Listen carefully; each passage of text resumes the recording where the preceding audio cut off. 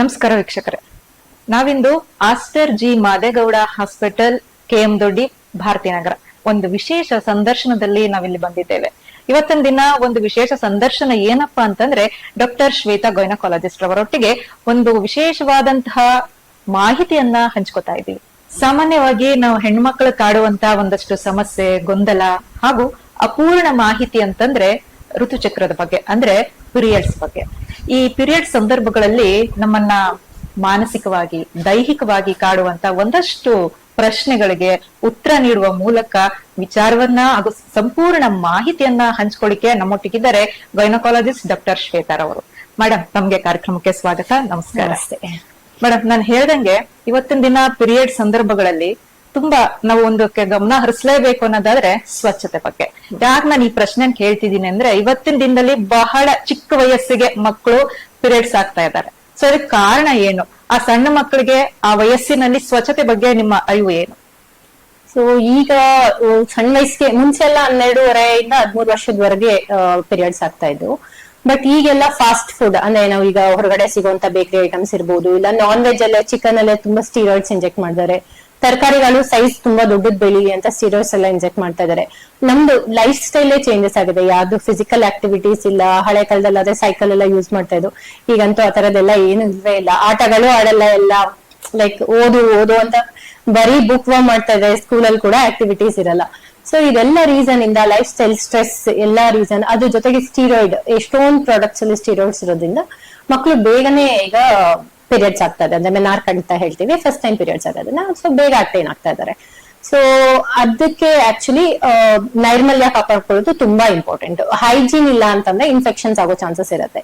So ಹಾಗಾಗಿ ಅದು ತುಂಬಾ ಇಂಪಾರ್ಟೆಂಟ್ ಇರುತ್ತೆ. ಹೇಗ್ ಕಾಪಾಡ್ಕೋಬೇಕು ಅನ್ನೋದ್ರ ಬಗ್ಗೆ ಈಗ ಅರಿವು ಮೂಡ್ಸಕ್ಕೆ ಅಂತಾನೆ ನಾವು ಮೆನ್ಸ್ಟ್ರಲ್ ಹೈಜೀನ್ ಡೇ ಅಂತ May 28 ಆಚರಣೆ ಮಾಡ್ತೀವಿ. ಅದು ಏನಕ್ಕೆ ಅಂತಂದ್ರೆ ಅವೇರ್ನೆಸ್ ಕ್ರಿಯೇಟ್ ಮಾಡಕ್ಕೆ. ಈಗ ನಮ್ ಜನರಿಗೆ ಹೈಜೀನ್ ಹೇಗ್ ಮೇಂಟೈನ್ ಮಾಡ್ಬೇಕು. ಹಳ್ಳಿ ಕಡೆ ಹೋದ್ರೆ ಈಗ್ಲೂ ಅದೇ ಓಲ್ಡ್ ಸಿಸ್ಟಮ್ಸ್ ಎಲ್ಲಾನೇ ಫಾಲೋ ಮಾಡ್ತಾ ಇರ್ತಾರೆ.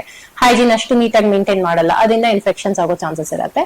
ಸೊ ಈ ಹೈಜೀನ್ ಅಂತ ನಾವು ಗ್ರಾಮೀಣದ ಕಡೆ ಹೋದಾಗ ಸ್ವಚ್ಛತೆಗಿಂತ ಆಕ್ಚುಲಿ ಅವ್ರನ್ನ ಮುಟ್ಟಾದ್ರು ಅಂತ ಹೇಳಿದ್ರೆ ಹೊರಗಡೆ ಇಡೋದು, ಈ ತರ ಕನ್ಸಿಡರ್ ಮಾಡ್ತಾರೆ ಹೊರತು ಅವ್ರ ಸ್ವಚ್ಛತೆಗೆ ಹಾಗೂ ಅವರ ದೈಹಿಕವಾಗಿ ಅವ್ರಿಗೆ ಆಯಾಸ ಆಗುತ್ತೋ, ವಿಶ್ರಾಂತಿ ಬೇಕು ಅನ್ನೋದ್ರ ಬಗ್ಗೆ ಸ್ವಲ್ಪ ಗಮನ ಕಡಿಮೆ ಅನ್ಕೋತೀನಿ. ಹೌದು, ಆಕ್ಚುಲಿ ಹಳ್ಳಿ ಕಡೆ ಹೋದ್ರೆ ಅಂತೂ ಅವ್ರನ್ನ ಅಂದ್ರೆ ಅನ್ಟಚಬಲ್ ತರ. ಈಗ ಪೀರಿಯಡ್ಸ್ ಆಗ್ಬಿಟ್ಟಿದಾರೆ ಅಂದ್ರೆ ಅವ್ರನ್ನ ಟಚ್ ಮಾಡ್ಬಾರ್ದು, ಬೇರೆ ರೂಮ್ ಅಲ್ಲಿ ಇರ್ಬೇಕು, ಬೇರೆ ಚಾಪೆ ಕೊಡ್ಬೇಕು. ಅದೇ ಕಾಲದಲ್ಲೇ ಇನ್ನೂ ಇದೀವಿ. So it is normal. Actually periods ಆಗೋದಂದ್ರೆ ಈಗ ನಾವು ಪೀರಿಯಡ್ಸ್ ಆಗೋಕ್ಕಿಂತ ಮುಂಚೆ almost like 28 days normal cycles ಅಂತ ತಗೊಂಡ್ರೆ ಹಾರ್ಮೋನಲ್ ಚೇಂಜಸ್ ನಮ್ಮ ಬಾಡಿಯಲ್ಲಿ ಫಸ್ಟ್ ಡೇ ಇಂದಾನೆ ಶುರು ಆಗ್ತಾ ಇರುತ್ತೆ. ಸೊ ಫಸ್ಟ್ ಅಂದ್ರೆ ಪೀರಿಯಡ್ಸ್ ಆಗುತ್ತೆ, ಅದಾದ್ಮೇಲೆ ಗರ್ಭಕೋಶದ ಲೈನಿಂಗ್ ಪೊರೆ ಏನಿರುತ್ತೆ ಅದು ಬೆಳೆಯುತ್ತೆ, ಅದಾದ್ಮೇಲೆ ಎಗ್ ರಿಲೀಸ್ ಆಗುತ್ತೆ, ಅದಾದ್ಮೇಲೆ ಅದು ಪ್ರೆಗ್ನೆನ್ಸಿಗೆ ಅಂತ ಪ್ರತಿ ಮಂತ್ ಪ್ರಿಪೇರ್ ಆಗುತ್ತೆ ನೇಚರ್ ವೈಸ್. ಸೊ ಯಾವಾಗ ಅದು ಪ್ರೆಗ್ನೆನ್ಸಿ ಆಗಲ್ಲ, ಹಾಗೆ ಎಗ್ ರಿಲೀಸ್ ಆಗಿ 14 days ಆದ್ಮೇಲೆ ನಾರ್ಮಲ್ ಪೀರಿಯಡ್ಸ್ ಬರುತ್ತೆ. ಸೊ ಅದು ಮಂತ್ಲಿ ಫುಲ್ ನಡೆಯುವಂತ ಮೆನ್ಸ್ಟ್ರಲ್ ಸೈಕಲ್ ಅಲ್ಲಿ ಒಂದ್ ಪಾರ್ಟ್ ಆಫ್ ಇಟ್ ಅಷ್ಟೇ. ಸೊ ಅದನ್ನ ನಾವು ಔಟ್ ಕಾಸ್ಟಿಂಗ್ ಮಾಡೋದಾಗ್ಲಿ, ಇಲ್ಲ ಅವ್ರನ್ನ ಅನ್ಟಚಬಲ್ ತರ ಟ್ರೀಟ್ ಮಾಡೋ ಅವಶ್ಯಕತೆ ಏನೂ ಇಲ್ಲ. ಸೊ ಅದ್ರ ಬದಲು ನಾವು ಹೈಜೀನ್ ಬಗ್ಗೆ ಜಾಸ್ತಿ ಇಂಪಾರ್ಟೆನ್ಸ್ ಕೊಡ್ಬೇಕು. ಮತ್ತೆ ಪೌಷ್ಟಿಕ ಆಹಾರ ಕೊಡೋದು, ಮತ್ತೆ ವಾಟರ್ ಇಂಟೇಕ್, ನೀರಿನ ಅಂಶ ಜಾಸ್ತಿ ತಗೊಳ್ಳೋದು, ವಾಟರ್ ಇಂಟೇಕ್ ಜಾಸ್ತಿ ಮಾಡೋದು. ಮತ್ತೆ ಇನ್ ಕೇಸ್ ಏನಾದ್ರು ಪೇನ್ ಇದ್ರೆ ಅದಕ್ಕೆ ಏನ್ ರೆಮಿಡೀಸ್ ಬೇಕೋ ಅದನ್ನ ನೋಡ್ಬೇಕೆ ವಿನಃ ಈ ತರ ಲೈಕ್ ಸೋಷಿಯಲ್ ಸ್ಟಿಗ್ಮ್ಯಾಟಸ್ ಎಲ್ಲಾನು ಆದಷ್ಟು ಅವಾಯ್ಡ್ ಮಾಡ್ಬೇಕು. ಸೊ ಹೈಜೀನ್ ಬಂದ್ರೆ ಹೇಗಿರ್ಬೇಕು ಹೈಜೀನ್ ಅಂತ. ಫಸ್ಟ್ ಥಿಂಗ್ ಹ್ಯಾಂಡ್ ವಾಶ್ ತುಂಬಾ ಇಂಪಾರ್ಟೆಂಟ್. ಈಗ ನಾವು ಮೆನ್ಸ್ಟ್ರಲ್ ಪ್ರಾಡಕ್ಟ್ಸ್ ಗೆ ಅಂತ ಬಂದ್ರೆ ಈಗ ಮಾರ್ಕೆಟ್ ಅಲ್ಲಿ ವೆರೈಟೀಸ್ ಆಫ್ ಪ್ರಾಡಕ್ಟ್ಸ್ ಇದೆ. ಒಂದು ಪ್ಯಾಡ್ಸ್ ಬರುತ್ತೆ. ಓಕೆ, ಅದಕ್ಕೆ ಮೋಸ್ಟ್ ಕಾಮನ್ಲಿ ಯೂಸ್ ಪ್ಯಾಡ್ಸ್ ಅಂದ್ರೆ ಪ್ಲಾಸ್ಟಿಕ್ ಇರುತ್ತೆ, ಅದ್ರ ಜೊತೆಗೆ ಆರ್ಡರ್ ಇರುತ್ತೆ, ಅಬ್ಸರ್ವ್ ಮಾಡ್ಕೊಳ್ಳೋಕೆ ಅಂತ ಕೆಮಿಕಲ್ಸ್ ಜಾಸ್ತಿ ಆಗಿರ್ತಾರೆ. ಈ ಪ್ಯಾಡ್ ಗೆ ಮತ್ತೆ ಬಟ್ಟೆ ಕಂಪೇರ್ ಮಾಡಿದ್ರೆ ಪ್ಯಾಡ್ ತುಂಬಾ ಅಬ್ಸರ್ವ್ ಮಾಡ್ಕೊಳ್ಳುತ್ತೆ. ಸೊ ಏನಕ್ಕೆ ನ್ಯಾಚುರಲ್ ಅಲ್ಲ. So that is not natural something. So pads. Second one ಬಂದ್ರೆ ಕ್ಲಾತ್ ಪ್ಯಾಡ್ಸ್ ಬಂದಿದೆ ಈಗ. ಇಲ್ಲಾಂದ್ರೆ ಬಟ್ಟೆನೆ, ಹಳ್ಳಿ ಕಡೆ ಎಲ್ಲ ಸಾಮಾನ್ಯವಾಗಿ ಬಟ್ಟೆ ಯೂಸ್ ಮಾಡ್ತಾರೆ. ಮೂರನೇದು ಟ್ಯಾಂಪೂನ್ಸ್ ಅಂತ. ಟ್ಯಾಂಪೂನ್ಸ್ ನಮ್ ಕಡೆ ತುಂಬಾ ಯೂಸ್ ಇಲ್ಲ, ಅದು ಅಥ್ಲೀಟ್ಸ್ ಎಲ್ಲ ಯೂಸ್ ಮಾಡ್ತಾರೆ. ಫಾರಿನ್ ಕಂಟ್ರೀಸ್ ಅಲ್ಲಿ ಜಾಸ್ತಿ ಇರುತ್ತೆ. ಸೊ ಇನ್ನೊಂದು ಮೆನ್ಸ್ಟ್ರಲ್ ಕಪ್. ಈಗ ಜಾಸ್ತಿ ಮೆನ್ಸ್ಟ್ರಲ್ ಕಪ್ ಯೂಸ್ ಆಗ್ತಾ ಇದೆ. ಸಿಲಿಕಾನ್ ಕಪ್ಸ್ ಬಂದಿದೆ, ಸ್ಟೆರೈಲ್ ಇರುತ್ತೆ ಅಂತ, ಲೈಕ್ ಲಾಂಗ್ವಿಟಿ ಜಾಸ್ತಿ. ಪ್ಯಾಡ್ಸ್ ಹೇಗೆ ಅಂದ್ರೆ ಅದನ್ನ every 6 to 8 hours, at least 6 to 8 hours change ಮಾಡ್ಲೇಬೇಕು.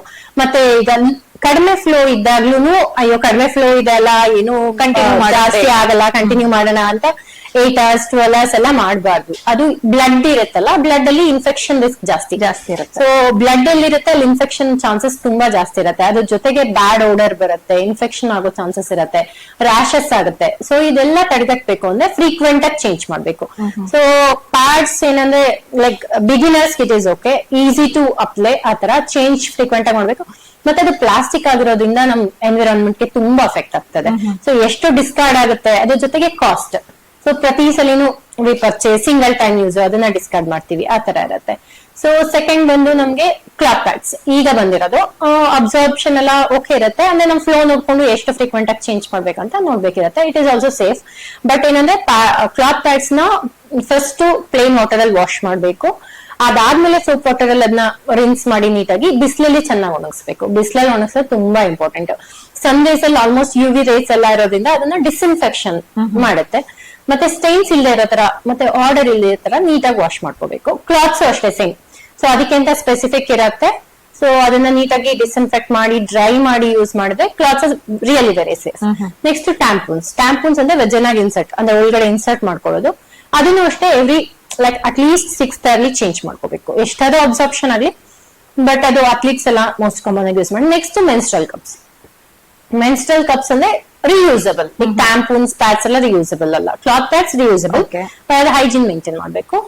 ಮೆನ್ಸ್ಟ್ರಲ್ ಕಪ್ ಸಿಲಿಕಾನ್ ಇರುತ್ತೆ, ಮೆಡಿಕಲಿ ಸೇಫ್ ಇರುತ್ತೆ, ಏನು ಅಂತ ಅಲರ್ಜಿಕ್ ರಿಯಾಕ್ಷನ್ಸ್ ಎಲ್ಲ ಯೂಶಲಿ ಆಗಲ್ಲ. ಸಿಲಿಕಾನ್ ಅಲರ್ಜಿ ಇದ್ರೆ ಮಾತ್ರ.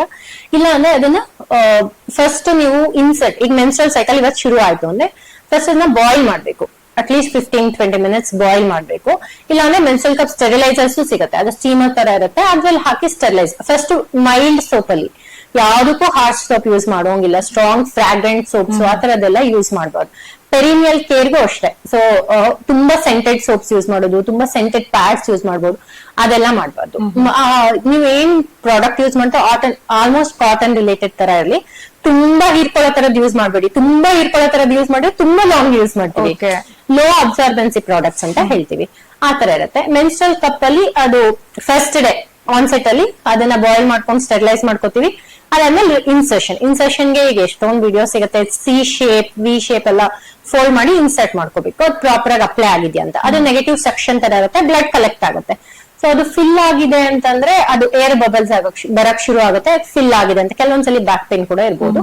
ನಿಮ್ ಫ್ಲೋ ನೋಡ್ಕೊಂಡು, ಈಗ ಫ್ಲೋ ತುಂಬಾ ಹೆವಿ ಇದೆ ಅಂದ್ರೆ ಎವ್ರಿ ಸೆಕೆಂಡ್ ಥರ್ಡ್ ಡೇ ತುಂಬಾ ಹೆವಿ ಇದೆ ಆ ತರ ಇತ್ತಂದ್ರೆ 3 to 4 days ಚೇಂಜ್, 4 hours ಒಂದ್ಸಲಿ ಚೇಂಜ್ ಮಾಡ್ಬೇಕು. ಇಲ್ಲ ಅಂದ್ರೆ up to 12 hours you can 12 hours. Next ನೀವು ಅದನ್ನ ರಿಮೂವ್ ಮಾಡ್ಬೇಕು, ಸಕ್ಷನ್ ಬ್ರೇಕ್ ಮಾಡಿ ರಿಮೂವ್ ಮಾಡಿ ಅದನ್ನ ಡಿಸ್ಕಾರ್ಡ್ ಮಾಡಿ ಪ್ಲೇನ್ ವಾಟರ್ ಅಲ್ಲಿ ವಾಶ್ ಮಾಡಿ ರೀಇನ್ಸರ್ಟ್ ಮಾಡ್ಕೊಳ್ಳೋದು.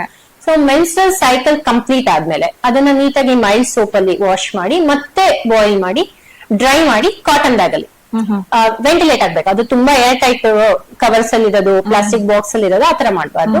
ಯೂಶಲಿ ಅದಕ್ಕೆ ಅಂತಾನೆ ಆ ಮೆನ್ಸ್ಟ್ರಲ್ ಪ್ರಾಡಕ್ಟ್ ಜೊತೆನೆ ಕೊಟ್ಟಿರ್ತಾರೆ ಕಾಟನ್ ಬ್ಯಾಗ್ಸ್. ಅದ್ರಲ್ಲಿ ಇಟ್ಬಿಟ್ಟು ಮಾಯ್ಸ್ಟ್ ಇರೋ ತರ ಡ್ರೈ ಇರೋ ಕಡೆ, ಕ್ಲೀನ್ ಇರೋ ಕಡೆ ಸ್ಟೋರ್ ಮಾಡ್ಕೋಬೇಕು. ಸೊ ನೆಕ್ಸ್ಟ್ ಸೈಕಲ್ಗೆ ಮತ್ತೆ ಸೇಮ್ ಪ್ರೊಸೆಸ್. ಸೊ ಆಲ್ಮೋಸ್ಟ್ ನೀವು ಪ್ರಾಪರ್ ಆಗಿ ಯೂಸ್ ಮಾಡಿದ್ರೆ ಅಪ್ ಟು 10 years ವರೆಗೆ ಯೂಸ್ ಮಾಡಬಹುದು ಅಂತ ಹೇಳ್ತೀವಿ. ಯಾವಾಗ ಚೇಂಜ್ ಮಾಡ್ಬೇಕು ನೆನ್ಸು, ಈಗ ಪ್ಯಾಡ್ಸ್ ಎಲ್ಲಾನು ಚೇಂಜ್ ಗೊತ್ತಾಯ್ತು. ಕ್ಲಾತ್ ಪ್ಯಾಡ್ಸ್ ಯಾವಾಗ ಚೇಂಜ್ ಮಾಡ್ಬೇಕು ಅಂದ್ರೆ ಸ್ಟೈನ್ ಆಗಿದೆ, ಸ್ಟೈನ್ ರಿಮೂವಲ್ ಆಗ್ತಾ ಇಲ್ಲ, ಆತರ ಇದ್ರೆ, ಬ್ಯಾಡ್ ಓಡರ್ ಇದ್ರೆ, ಇಲ್ಲಾಂದ್ರೆ ಅದೆಲ್ಲ ತುಂಬಾ ತೆಳ್ಳಗಾಗಿ ಹರ್ಕೊಳಕ್ ಶುರು ಆಯ್ತು ಅಂದ್ರೆ then that's a time to change. So menstrual cup ಅದು ತುಂಬಾ ಸ್ಟೈನ್ಸ್ ಆಗಿದೆ, ಸ್ಟೈನ್ಸ್ ರಿಮೂವ್ ಮಾಡಕ್ ಆಗ್ತಾ ಇಲ್ಲ, ಸ್ಮೆಲ್ ಬರ್ತಾ ಇದೆ, ಇಲ್ಲಾಂದ್ರೆ ಏನೋ ಬ್ರೇಕೇಜ್ ಆಗ್ತಿದೆ, ಆ ತರ ಇದ್ದಾಗ ಚೇಂಜ್ ಮಾಡ್ಕೋಬೇಕು. ಇಲ್ಲಾಂದ್ರೆ like one time investment and you can use for long years. Eco friendly and comfortable. ಈಗ ಲೀಕ್ ಆಗಲ್ಲ. ಈಗ ಪ್ಯಾಡಲ್ ಅಂದ್ರೆ ನೀಟಾಗಿ ಅಪ್ಲೈ ಮಾಡ್ಕೊಂಡಿಲ್ಲ ಅಂದ್ರೆ ಲೀಕ್ ಆಗುತ್ತೆ.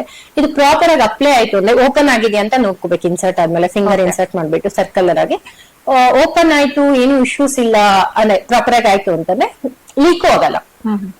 ಫಿಲ್ ಆಗೋದ್ ನೋಡ್ಕೊಂಡು ಅದನ್ನ ಚೇಂಜ್ ಮಾಡ್ಕೊಂಡ್ರೆ ಬೆಟರ್. ಯಾವುದೇ ಪ್ರಾಡಕ್ಟ್ ಯೂಸ್ ಮಾಡಿ ಬಹಳ ಸಮಯದವರೆಗೆ ಲಾಂಗ್ ಪೀರಿಯಡ್ ಯೂಸ್ ಮಾಡಕ್ ತಪ್ಪು ಅಂತ ಹೇಳ್ತೀರಾ? ಹೌದು, 6 ಮ್ಯಾಕ್ಸಿಮಮ್ 6 hours ಅಷ್ಟೇ. ಅದಾದ್ಮೇಲೆ ಡಿಸ್ಕಾರ್ಡ್. ಈಗ ಮೆನ್ಸ್ಟ್ರಲ್ ಕಪ್ ಮಾತ್ರ ಈಗ ಫ್ಲೋ ನಿಮ್ ಕಡಿಮೆ ಇದೆ ಅಂದ್ರೆ ಕಲೆಕ್ಟ್ ಆಗಿರುತ್ತೆ, ಅಲ್ಲಿ ಇನ್ಫೆಕ್ಷನ್ ಆಗೋ ಚಾನ್ಸಸ್ ಕಡಿಮೆ. ಅದನ್ನ ಬೇಕಿದ್ರೆ 12 hours ತನಕ ಎಕ್ಸ್ಟೆಂಡ್ ಮಾಡ್ಬೋದು, ನಾಟ್ ಬಿಯಾಂಡ್ ದಟ್. ಸೊ ಆ ತರ ಇರುತ್ತೆ. ಮತ್ತೆ ಮೆನ್ಸ್ಟ್ರಲ್ ಹೈಜೀನ್ ಅಲ್ಲಿ ಒಂದು hand wash important. Product touch ಮಾಡಕ್ಕಿಂತ ಮುಂಚೆ ಹ್ಯಾಂಡ್ ವಾಶ್ ಮಾಡ್ಕೋಬೇಕು. ಹಾಕೊಂಡ್ಮೇಲೆ ಮತ್ತೆ ಹ್ಯಾಂಡ್ ವಾಶ್ ಮಾಡ್ಕೋಬೇಕು. Before should. ಮತ್ತೆ ಇದು ಅಬ್ಸಾರ್ಬೆನ್ಸಿ ಹೇಳಿದೆ, ತುಂಬಾ ಹಿಡ್ಕೊಳ್ಳುವಂತ ಪ್ರಾಡಕ್ಟ್ಸ್ ಗಿಂತನೂ ಮಿನಿಮಲ್ ಲೈಕ್ ಲೋ ಅಬ್ಸಾರ್ಬೆನ್ಸಿ ಇದ್ರೆ ಬೆಟರ್, ಬೇಗ ಚೇಂಜ್ ಮಾಡ್ಕೋತೀವಿ. ಅದ್ರ ಜೊತೆಗೆ ಪೆರಿನಿಯಲ್ ಹೈಜೀನ್ ಅಂತ ಹೇಳ್ತೀವಿ. ಅಂದ್ರೆ ಅದು ಯೂರಿನ್ ಅಂದ್ರೆ ಮುಟ್ಟಾಗೋ ಜಾಗನ ನೀಟ್ ಇಟ್ಕೋಬೇಕು, ಅಲ್ಲಿ ಇನ್ಫೆಕ್ಷನ್ಸ್ ಆಗದೆ ಇರೋ ತರ ಆತರ. ಲೈಕ್ ಅದರಲ್ಲಿ ಹೇರ್ ರಿಮೂವಲ್ ಒಂದ್ ಪಾರ್ಟ್ ಇದೆ. ಹೇರ್ ರಿಮೂವ್ ಮಾಡಿಲ್ಲ ಅಂದ್ರೂ ಏನೋ ಅನ್ಹೈಜಿನಿಕ್ ಅಂತ ಏನೂ ಇಲ್ಲ. ರಿಮೂವ್ ಮಾಡಿದ್ರೆ ಓಕೆ, ಇಲ್ಲ ರಿಮೂವ್ ಮಾಡಿಲ್ಲ ಹೇರ್ಸ್ ಹಾಗೆ ಇರುತ್ತೆ ಅಂದ್ರೆ ನೀಟಾಗಿ ಇಟ್ಕೋಬೇಕಷ್ಟೇ. ಸೊ ಇಲ್ಲ ಅಂದ್ರೆ ರೇಸರ್ ಗಿಂತ ಕ್ಲಿಪ್ಪರ್ಸ್ ಅಂತ ಬರುತ್ತೆ, ಕಾಸ್ಟ್ಲಿ ಆಗಿರೋದ್ರಿಂದ ಇಲ್ಲ ಟ್ರಿಮ್ಮರ್ಸ್ ಯೂಸ್ ಮಾಡಬಹುದು, that is better. Razors use ಮಾಡೋದ್ರಿಂದ ತುಂಬಾ ಕಟ್ಸ್ ಆಗಿರುತ್ತೆ, ಸೊ ಅವಾಗ ಇನ್ಫೆಕ್ಷನ್ ಆಗೋ ಚಾನ್ಸಸ್ ಜಾಸ್ತಿ ಇರುತ್ತೆ. ಆಕ್ಚುಲಿ ಈ ಮಾಹಿತಿ ನಿಜಕ್ಕೂ ತುಂಬಾ ಪ್ರಾಮುಖ್ಯತೆ ತಗೊಂಡಿದೆ ಅಂತ ಹೇಳ್ಬೋದು. ಯಾಕಂದ್ರೆ ಇವತ್ತಿನ ದಿನ ಕಾಲೇಜ್ ಹೋಗಂತ ಹೆಣ್ಮಕ್ಳು ಇರ್ಬೋದು, ವರ್ಕಿಂಗ್ ವುಮೆನ್ಸ್ ಇರ್ಬೋದು, ಅವ್ರೆಲ್ಲರಿಗೆ ಏನ್ ಹೇಳ್ತಾರೆ, ಕೆಲವು ಪ್ರಾಡಕ್ಟ್ ಅಲ್ಲಿ ಲಾಂಗ್ ಟೈಮ್ ಯೂಸ್ ಆಗುತ್ತೆ ಇದು ಅಂತ ಹೇಳಿ ಆ ರೀತಿ ಜಾಹೀರಾತು ನೀಡಿ ನಾವು ಪ್ಯಾಡ್ ಅನ್ನು ಖರೀದಿಸುವಂತದ್ದು ಇರುತ್ತೆ. ಸೊ ಅದು ತಪ್ಪು ಅನ್ನೋ ಒಂದು ಮಾಹಿತಿ ನಿಮ್ ಮೂಲಕ ನಮ್ಗೆ ನಿಜಕ್ಕೂ ಗೊತ್ತಾಗಿದೆ. ಸಪೋಸ್ ಇವಾಗ ಒಂದು ವೇಳೆ ನಾವು ಕ್ಲೀನ್ನೆಸ್ ಅನ್ನೋದಕ್ಕೆ ಏನು ನಾವು ಪ್ರಾಮುಖ್ಯತೆ ಕೊಟ್ಟಿಲ್ಲ ಅಂತಂದ್ರೆ ಯಾವೆಲ್ಲ ಸಮಸ್ಯೆಗಳು ಬರಬಹುದು? ಒಂದು ಇನ್ಫೆಕ್ಷನ್, ವೆಜೈನಲ್ ಇನ್ಫೆಕ್ಷನ್ ಅಂತ ಹೇಳ್ತೀವಿ, ಬ್ಯಾಕ್ಟೀರಿಯಲ್ ಇನ್ಫೆಕ್ಷನ್ ಆಗಿರ್ಬೋದು, ಫಂಗಲ್ ಇನ್ಫೆಕ್ಷನ್ಸ್ ಆಗಿರ್ಬೋದು. ಕ್ಲಾತ್ಸ್ ಎಲ್ಲ ಪ್ರಾಪರ್ ಆಗಿ ಡ್ರೈ ಮಾಡಿಲ್ಲ, ಮಾಯಿಸ್ಟ್ ಅಂದ್ರೆ ತೇವನೆ ಹಸಿನೇ ಇತ್ತು ಅಂದ್ರೆ ಅಲ್ಲಿ ಫಂಗಲ್ ಗ್ರೋತ್ ಆಗೋ ಚಾನ್ಸಸ್, ಬ್ಯಾಕ್ಟೀರಿಯಲ್ ಇನ್ಫೆಕ್ಷನ್ಸ್ ಚಾನ್ಸಸ್ ಇರುತ್ತೆ. ಸೊ ಅದನ್ನ ಇನ್ಸರ್ಟ್ ಮಾಡ್ಕೊಂಡಾಗ ವೆಜೈನಲ್ ಇನ್ಫೆಕ್ಷನ್ಸ್ ಆಗುತ್ತೆ. ಸೆಕೆಂಡ್ ಅದು ಹಂಗೆ ಅಸೆಂಡ್ ಅಂದ್ರೆ ಇನ್ನು ಮೇಲೆ ಹೋಯ್ತು ಅಂತಂದ್ರೆ ಅವಾಗ ಟ್ಯೂಬ್ಸ್ ಮತ್ತೆ ಓವರೀಸ್ ಹತ್ರ ಇನ್ಫೆಕ್ಷನ್ ಅನ್ನು ಪೆಲ್ವಿಕ್ ಇನ್ಫ್ಲಮೇಟರಿ ಡಿಸೀಸ್ ಅಂತ ಹೇಳ್ತೀವಿ, ಅದು ಆಗೋ ಚಾನ್ಸಸ್ ಇರುತ್ತೆ. So infections majority of the times. ಅದ್ರ ಜೊತೆಗೆ ಪ್ರಾಪರ್ ಆಗಿ ಅವರು ಲೈಕ್ ಟೈಮ್ಲಿ ಚೇಂಜ್ ಮಾಡ್ಕೊಂಡಿಲ್ಲ ಅಂದ್ರೆ ರ್ಯಾಶಸ್ ಆಗುತ್ತೆ, ವೆಟ್ನೆಸ್ ತುಂಬಾ ಇರೋದ್ರಿಂದ. ಮತ್ತೆ ಬ್ಯಾಡ್ ಆರ್ಡರ್, ಫಿಶಿ ಸ್ಮೆಲ್ ತರ ಆರ್ಡರ್ ತುಂಬಾ ಪ್ರಾಬ್ಲಮ್ ಆಗುತ್ತೆ. ಸೊ ಅದ್ರ ಜೊತೆಗೆ ಅನ್ಹೈಜಿನಿಕ್ ಇದರಿಂದ ಇನ್ಫೆಕ್ಷನ್ಸ್ ರಿಸ್ಕ್ ಜಾಸ್ತಿ. ಓಕೆ ಮೇಡಮ್, ಮತ್ತೆ ಇವಾಗ ಆ ಪೀರಿಯಡ್ಸ್ ಟೈಮ್ಗಳಲ್ಲಿ ಸಾಮಾನ್ಯವಾಗಿ ಲೋವರ್ ಅಬ್ಡಮನ್ ಪೇನ್ ಆಗಂತದ್ದು ಇದ್ದೇ ಇರುತ್ತೆ. ಅಂದೇನ್ ಭಾರ ಎತ್ತಬಾರದು ಅಂತ ಹೇಳ್ತಾರೆ, ನಮ್ ಕಡೆ ಎಲ್ಲ ಹಾಗೆ ಹೇಳ್ತಾರೆ. ಪೀರಿಯಡ್ಸ್ ಆಗಿದೆ ಅಂದ್ರೆ ಅದೆಲ್ಲ ಭಾರ ಎತ್ತಬೇಡ, ಹಾಗೆ ಹೀಗೆ, ಇನ್ನ ಪೇನ್ ಜಾಸ್ತಿ ಆಗುತ್ತೆ, ರಿಲೀಸ್ ಆಗುತ್ತೆ ಅಂತೆಲ್ಲ ಹೇಳ್ತಾರೆ. ಸೊ ಕೆಲವ್ರು ಹೇಳ್ತಾರೆ ನಾವು ಅಂತ ಟೈಮಲ್ಲಿ ವ್ಯಾಯಾಮ ಕೂಡ ಮಾಡ್ತೀವಿ ಅಂತ, ಮಾಡಬಹುದಾ? ಪೀರಿಯಡ್ಸ್ ಟೈಮ್ ಅಲ್ಲಿ ವ್ಯಾಯಾಮ ಮಾಡಬಾರ್ದು ಅಂತ ಏನಿಲ್ಲ, ಆಕ್ಚುಲ್ ಆಗಿ ಮಾಡ್ಬೇಕು. ಸೊ ಮಾಡೋದ್ರಿಂದ ಅಂದ್ರೆ ತುಂಬಾ ಸಿವಿಯರ್ ಅಲ್ಲ, ತುಂಬಾ ಸ್ಟ್ರೆನಸ್ ಆಕ್ಟಿವಿಟೀಸ್ ಮಾಡೋದು ಆತರ ಎಲ್ಲ ಮಾಡಬಾರ್ದು. Mild to moderate intensity exercise ಗಳೆಲ್ಲ ಮಾಡ್ಕೋಬಹುದು, ಏರೋಬಿಕ್ಸ್ ಮಾಡೋದಾಗ್ಲಿ, ಜಿಮ್ ಮಾಡೋದಾಗ್ಲಿ. ಸೊ ಅದ್ರ ಜೊತೆಗೆ ಅಬ್ಡೋಮಿನಲ್ ಎಕ್ಸರ್ಸೈಸ್ ಗಳು ಮಾಡ್ಕೋಬಹುದು, ಸ್ವಿಮ್ಮಿಂಗ್ ಮಾಡ್ಬೋದು, ಸೈಕ್ಲಿಂಗ್ ಮಾಡ್ಬೋದು. ಸೊ ಇದೆಲ್ಲ ಮಾಡೋದ್ರಿಂದ ಏನಾಗುತ್ತೆ, ಒಂದು ಎಂಡಾರ್ಫಿನ್ಸ್ ಅಂತ ರಿಲೀಸ್ ಆಗುತ್ತೆ, ಮೂಡ್ ಎನ್ಹಾನ್ಸಿಂಗ್. ಯಾಕಂದ್ರೆ ಪೀರಿಯಡ್ಸ್ ಟೈಮಲ್ಲಿ ಆಲ್ರೆಡಿ ತುಂಬಾ ಮೂಡ್ ಸ್ವಿಂಗ್ಸ್ ಆಗಿರುತ್ತೆ, ಸೊ ತುಂಬಾ ಡಿಸ್ಕಂಫರ್ಟ್ ಇರುತ್ತೆ, ಮೂಡ್ ಸ್ವಿಂಗ್ಸ್ ಆಗುತ್ತೆ ತುಂಬಾ ಜನಕ್ಕೆ. ಅದು ಅಂತ ಹಾರ್ಮೋನ್ ಇರುತ್ತೆ. ಸೊ ಅದು ರಿಲೀಸ್ ಆದ್ಮೇಲೆ ಮೂಡ್ ಸ್ವಿಂಗ್ಸ್ ಆಗೋ ಚಾನ್ಸಸ್ ಜಾಸ್ತಿ. ಅಂದ್ರೆ ಪ್ರೀ ಮೆನ್ಸ್ಟ್ರಲ್ ಸಿಂಡ್ರೋಮ್ ಅಂತ ಹೇಳ್ತೀವಿ. ಅದು ಯೂಶಲಿ ಹೇಗಾಗುತ್ತೆ ಅಂದ್ರೆ ಎಗ್ ರಿಲೀಸ್ ಆದ್ಮೇಲೆ ಮೂಡ್ ಸ್ವಿಂಗ್ಸ್ ಆತರ ಎಲ್ಲ ಆಗ್ತಾ ಶುರು ಆಗುತ್ತೆ. ಆಮೇಲೆ ಪೀರಿಯಡ್ಸ್ ಆದ್ಮೇಲೆ ಯೂಶಲಿ ಕಮ್ಮಿ ಆಗ್ಬಿಡುತ್ತೆ. ಸೊ ಆತರ ಕೆಲವ್ರಿಗೆ ತುಂಬಾ ಹೈಪಾಗಿರುತ್ತೆ, ತುಂಬಾ ಕಿರಿಕಿರಿ ಮಾಡ್ಕೊಳ್ಳೋದು, ಸಿವಿಯರ್ ಇರುತ್ತೆ, ಅದಿರುತ್ತೆ ಡೆಫಿನೆಟ್ಲಿ. ಸೊ ಅದು ಸಿವಿಯರಿಟಿ ಇರುತ್ತೆ. ಮೈಲ್ಡ್ ಟ್ರೀಟ್ಮೆಂಟ್ ಉಂಟಾ? ಇದೆ ತುಂಬಾ ಸಿವಿಯರ್ ಇದೆ, ತುಂಬಾ ಮೂಡ್ ಸ್ವಿಂಗ್ಸ್ ತುಂಬಾ ಫ್ಲಕ್ಚುಯೇಟ್ ಆಗ್ತಾ ಇದಾರೆ ಅಂದ್ರೆ ಕೆಲವೊಂದ್ಸಲಿ ಸೂಸೈಡಲ್ ಥಾಟ್ಸ್ ತನ ಬರ್ಬೋದು, ಮನೇಲಿ ಎಲ್ಲರೊಟ್ಟಿಗೂ ಕಿರ್ಚಾಡೋ ಆತರ ಎಲ್ಲ ಇತ್ತು ಅಂದ್ರೆ ಅವಾಗ ಅದಕ್ಕೆ ಮೆಡಿಕೇಶನ್ಸ್ ಬೇಕಾಗುತ್ತೆ. ಮೂಡ್ ಸ್ಟೆಬಿಲೈಸಿಂಗ್ ಡ್ರಗ್ಸ್ ಅಂತ ಹೇಳ್ತೀವಿ, ಅದೆಲ್ಲ ಹಾಕೊಂಡ್ಬೇಕಾಗುತ್ತೆ. ಇಲ್ಲಾಂದ್ರೆ ಎಕ್ಸರ್ಸೈಸ್ ಎಲ್ಲ ಮಾಡ್ಕೋಬಹುದು, ಅದರಿಂದ ಒಂದು ಎಂಡಾರ್ಫಿನ್ಸ್ ರಿಲೀಸ್ ಆಗುತ್ತೆ. ಸೊ ಅದರಿಂದ ಮೂಡ್ ಸ್ವಿಂಗ್ ಸ್ವಲ್ಪ ಬೆಟರ್ ಆಗುತ್ತೆ, ಮತ್ತೆ ಪೇನ್ ಇಂಟೆನ್ಸಿಟಿ ಸ್ವಲ್ಪ ಕಡಿಮೆ ಆಗುತ್ತೆ. ಅದ್ರ ಜೊತೆಗೆ ಹೆಲ್ದಿ ಫುಡ್ಸ್, ಅವಾಗ ವಾಟರ್ ಇಂಟೇಕ್ ಜಾಸ್ತಿ ಮಾಡ್ಬೇಕು, ಹೈಡ್ರೇಟ್ ಇರ್ಬೇಕು. ನೀವು ಎಕ್ಸರ್ಸೈಸ್ ಮಾಡ್ಬಿಟ್ಟು ಡಿಹೈಡ್ರೇಟ್ ಮಾಡ್ಕೊಂಡ್ರೆ ಅವಾಗ ಪ್ರಾಬ್ಲಮ್ ಆಗುತ್ತೆ. ಸೊ ಭಾರ ಎತ್ತಬಾರ್ದು, ಆತರ ಎಲ್ಲ ಏನು ರೆಸ್ಟ್ರಿಕ್ಷನ್ಸ್ ಪೀರಿಯಡ್ಸ್ ಟೈಮ್ ಅಲ್ಲಿ ಏನಿರಲ್ಲ. ನಾರ್ಮಲ್ ಆಗಿ ನೀವು ಹೇಗಿರ್ತೀರೋ ಹಾಗೆ ಇರ್ಬೇಕು. ಬಟ್ ಪೇನ್ ಮೈಲ್ಡ್ ಎಲ್ಲ ಇದೆ ಅಂದ್ರೆ ಟಾಲರಬಲ್. ಕರ್ಲ್ ಅಪ್ ಮಾಡಿ ಮಲ್ಕೊಳ್ಳೋದು, ಮತ್ತೆ ಹಾಟ್ ವಾಟರ್ ಬ್ಯಾಗ್ ಇಟ್ಕೊಳ್ಳೋದು, ಅಂದ್ರೆ ಹಾಟ್ ಫರ್ಮೆಂಟೇಶನ್ ಅಂತ ಹೇಳ್ತೀವಿ, ಅದನ್ನ ಮಾಡ್ಕೋಬಹುದು. ತುಂಬಾ ಸಿವಿಯರ್ ಇದೆ ಅಂದ್ರೆ ಟ್ಯಾಬ್ಲೆಟ್ಸ್ ತಗೋಬಹುದು. ಸಾಮಾನ್ಯವಾಗಿ ಪೇನ್ ಕಂಪಲ್ಸರಿ ಅದು ಎಲ್ಲರಿಗೂ, ಅದನ್ನ ತಡ್ಕೊಬೇಕು ಅಂತಾನೆ ಸಾಮಾನ್ಯ ನಮ್ಮ ಮನೆಗಳಲ್ಲಿ ಹೇಳ್ತಾರೆ. ಅಮ್ಮಂಗೆ ಹೇಳ್ಬೋದು, ಅಕ್ಕಂಗೆ ಹೇಳ್ಬೋದು, ಅತ್ತೆಗೆ ಹೇಳ್ಬೋದು. ಇವರೆಲ್ಲರೂ ಹೇಳಿದಾಗ ಸಾಮಾನ್ಯ ಅದು ನನ್ಗೂ ಹಾಗೆ ಇತ್ತು, ನೀನು ಅದನ್ನ ತಡ್ಕೊಬೇಕು ಆ ಪೇನ್ ನ ಅಂತ ಹೇಳ್ತಾರೆ. ಸೊ ನಾವು ತುಂಬಾ ಪೇನ್ ತಡಿಯಕ್ ಆಗ್ತಾ ಇಲ್ಲ ಅನ್ನೋ ಸಂದರ್ಭದಲ್ಲಿ ಆಗಬಹುದು. ಯಾವಾಗ ನಾನು ಡಾಕ್ಟರ್ನ ಕನ್ಸಲ್ಟ್ ಮಾಡ್ಬೇಕಾಗುತ್ತೆ? ಆಕ್ಚುಲಿ ಫಸ್ಟ್ ಡೇ ಪೀರಿಯಡ್ಸ್ ಆಗುತ್ತಲ್ಲ, ಫಸ್ಟ್ ಡೇ ಬರೋದು ಪ್ರೋಸ್ಟಾಗ್ಲಾಂಡಿನ್ಸ್ ಅಂತ ಹೇಳ್ತೀವಿ. ಅದೆಲ್ಲ ಸ್ವಲ್ಪ ಇಂಬ್ಯಾಲೆನ್ಸ್ ಇದ್ದಾಗ, ಅದು ನಾರ್ಮಲ್ ಫಿಸಿಯೋಲಾಜಿಕಲ್ ತರಾನೇ ಇರುತ್ತೆ. ಅವಾಗ ಏನಿರುತ್ತೆ, ತುಂಬಾ ಕ್ರಾಂಪ್ಸ್ ಬರುತ್ತೆ, ವಾಮಿಟಿಂಗ್ ಆಗುತ್ತೆ, ಲೂಸ್ ಮೋಷನ್ ಆಗುತ್ತೆ, ಸೊ ಗಿಡಿನೆಸ್ ಆಗುತ್ತೆ, ಅದೆಲ್ಲ ಆಗುತ್ತೆ. ತುಂಬಾ ಸಿವಿಯರ್ ಇದೆ ಅಂದ್ರೆ ಮೆಡಿಸಿನ್ಸ್ ತಗೋಬಹುದು, ಏನು ಪ್ರಾಬ್ಲಮ್. ಅಂದ್ರೆ ಇನ್ನೊಂದು ಮಿಸ್ಕನ್ಸೆಪ್ಷನ್ ಇದೆ, ಈ ಮಾತ್ರೆ ತಗೊಂಡ್ರೆ ನೆಕ್ಸ್ಟ್ ಮಕ್ಳಾಗಲ್ಲ ಅನ್ನೋದು, ಆತರ. ಇಲ್ಲಾಂದ್ರೆ ಅಡಿಕ್ಷನ್ ಆಗ್ಬಿಡ್ತೀವಿ ಮಾತ್ರೆಗೆ, ಆತರ ಏನಿರಲ್ಲ. ಸೊ ಒಂದದು. ಎರಡನೇದು ಲೈಫ್ ಸ್ಟೈಲ್ ಚೇಂಜಸ್ ಎಲ್ಲ ಹೇಳಿದ್ವಲ್ಲ, ಹೆಲ್ದಿ ಫುಡ್ ತಗೊಳ್ಳೋದು, ವಾಕ್ ಮಾಡೋದು. ಅಂದ್ರೆ ಪೀರಿಯಡ್ಸ್ ಟೈಮ್ ಅಲ್ಲೇ ಅಂತಲ್ಲ, ಬೇರೆ ಟೈಮ್ ಅಲ್ಲೂ ಎಕ್ಸರ್ಸೈಸ್ ಮಾಡ್ಕೊಳ್ಳೋದು, ಅಬ್ಡೋಮಿನಲ್ ಮಸಲ್ ಸ್ವಲ್ಪ ಟೋನ್ ಅಪ್ ಮಾಡ್ಕೊಳ್ಳೋದು. ಹೆಲ್ದಿ ಇದ್ದಷ್ಟು, ಕಾಮ್ ಆಗಿದ್ದಷ್ಟು ಈ ತರದ ಪ್ರಾಬ್ಲಮ್ಸ್ ಎಲ್ಲ ಸ್ವಲ್ಪ ಇಂಬ್ಯಾಲೆನ್ಸ್ ಗಳೆಲ್ಲ ಕಡಿಮೆ ಆಗುತ್ತೆ, ಅದು ಬಂದಿರತ್ತೆ. ಸೊ ಅದ್ರ ಜೊತೆಗೆ ತುಂಬಾ ಸಿವಿಯರ್, ಈಗ ಪೀರಿಯಡ್ಸ್ ಆಯ್ತು, ಪೀರಿಯಡ್ಸ್ ಆದಾಗಿಂದ ಇಟ್ಕೊಂಡು 5 days ಸಿವಿಯರ್ ಪೇನ್ ಇದೆ, ಆಯ್ತಾ, ತುಂಬಾನೇ ಸಿವಿಯರ್ ಇದೆ ಅಂದ್ರೆ ಆವಾಗೆಲ್ಲ. ಮತ್ತೆ ಡಿಸ್ಪೆರೋನಿಯಾ ಅಂತ ಹೇಳ್ತೀವಿ, ಅಂದ್ರೆ ಮದ್ವೆ ಆಗಿರೋರಿಗೆ ಸೆಕ್ಷುವಲ್ ಕಾಂಟ್ಯಾಕ್ಟ್ ಮಾಡಿದಾಗ ಪೇನ್ ಬರೋದು, ಅದೆಲ್ಲ ಅಬ್ನಾರ್ಮಲ್. ಸೊ ಅದ್ರಲ್ಲಿ ಏನಿರುತ್ತೆ, ಕೆಲವೊಂದು ಇನ್ಫೆಕ್ಷನ್ಸ್ ಈಗ ಸೆಕ್ಷುವಲ್ ಆಕ್ಟಿವ್ ಇರೋರಲ್ಲಿ ಇರ್ಬೋದು, ಅವಾಗ ಇನ್ಫೆಕ್ಷನ್ಸ್ ಏನಾದ್ರು ಇದೆ, ಪೆಲ್ವಿಕ್ ಇನ್ಫ್ಲಮೇಟರಿ ಡಿಸೀಸ್ ಅಂತ ಹೇಳ್ತೀವಿ, ಪೆಲ್ವಿಕ್ ಇನ್ಫೆಕ್ಷನ್ಸ್ ಏನಾದ್ರು ಇದೆ, ಅವಾಗ ಕಂಜೆಷನ್ ಇಂದ ಪೇನ್ ಬರುತ್ತೆ ಆ ತರದ್ ಇದ್ರಲ್ಲಿ. ಅದ್ರ ಜೊತೆಗೆ ವೈಟ್ ಡಿಸ್ಚಾರ್ಜ್, ಸ್ಮೆಲ್ಲು ಮತ್ತೆ ಕಟ್ತಾ ಇರುವಂತದ್ದು, ಅದ್ರ ಜೊತೆ ಈ ತರ ಡಿಸ್ಮೆನೋರಿಯಾ ಅಂತ ಹೇಳ್ತೀವಿ ಪೇನ್, ಪೀರಿಯಡ್ಸ್ ಪೇನ್ಗೆ. ಸೊ ಆ ತರ ಇದ್ದಾಗ ಕನ್ಸಲ್ಟ್ ಮಾಡ್ಬೇಕು. ಎರಡನೇದು ತುಂಬಾ ಸಿವಿಯರ್ ಪೇನ್ ಅಂದ್ರೆ ಲೈಕ್ 3-4 days ಇದ್ರೆ ಅಡಿನೋಮೈಸಿಸ್ ಅಂತ ಒಂದ್ ಕಂಡೀಷನ್ ಇದೆ. ಅದ್ರ ಜೊತೆಗೆ ಎಂಡೋಮೆಟ್ರಿಯೋಸಿಸ್ ಅಂತ ಹೇಳ್ತೀವಿ, ಅಂದ್ರೆ ಗರ್ಭಕೋಶದ ಲೈನಿಂಗ್ ಏನಿರುತ್ತೆ ಅದು ಗರ್ಭಕೋಶದ ಮಾಂಸದ ಖಂಡದ ಒಳಗಡೆ ಹೋಗಿ ಕುತ್ಕೊಂಡಾಗ ಅಲ್ಲಿ ಬ್ಲೀಡ್ ಆಗುತ್ತೆ. ಸೊ ಅಲ್ಲಿಂದ ಇನ್ಫ್ಲಮೇಷನ್ ಆಗುತ್ತೆ, ಇನ್ಫ್ಲಮೇಟರಿ ಸೈಟೋಕೈನ್ಸ್ ಬರೋದ್ರಿಂದ ಅವಾಗ ಪೇನ್ ಸಿವಿಯರ್ ಜಾಸ್ತಿ ಇರುತ್ತೆ. ಇನ್ನ ಎಂಡೋಮೆಟ್ರಿಯೋಸಿಸ್ ಅಂದ್ರೆ ಗರ್ಭಕೋಶದ ಲೈನಿಂಗ್ ಏನೇ ಗರ್ಭಕೋಶದ ಹೊರಗಡೆ ಮತ್ತೆ ಅಂಡಾಶಯದಲ್ಲೆಲ್ಲ ಹೋಗಿ ಕುತ್ಕೊಂಡು ಸಿಸ್ಟ್ ಫಾರ್ಮ್ ಆಗಿರ್ಬೋದು, ಅದೆಲ್ಲ ಅಂಟ್ಕೊಂಡಿರ್ಬೋದು, ಅದ್ರಿಂದನೂ ಸಿವಿಯರ್ ಪೇನ್ ಬರುತ್ತೆ. ತುಂಬಾನೇ ಸಿವಿಯರ್ ಪೇನ್ ಇದೆ ಅಂದ್ರೆ ಡೆಫಿನೆಟ್ಲಿ ಡಾಕ್ಟರ್ನ ಕನ್ಸಲ್ಟ್ ಮಾಡೋ ಅವಶ್ಯಕತೆ ಅಂತೂ ಇದೆ.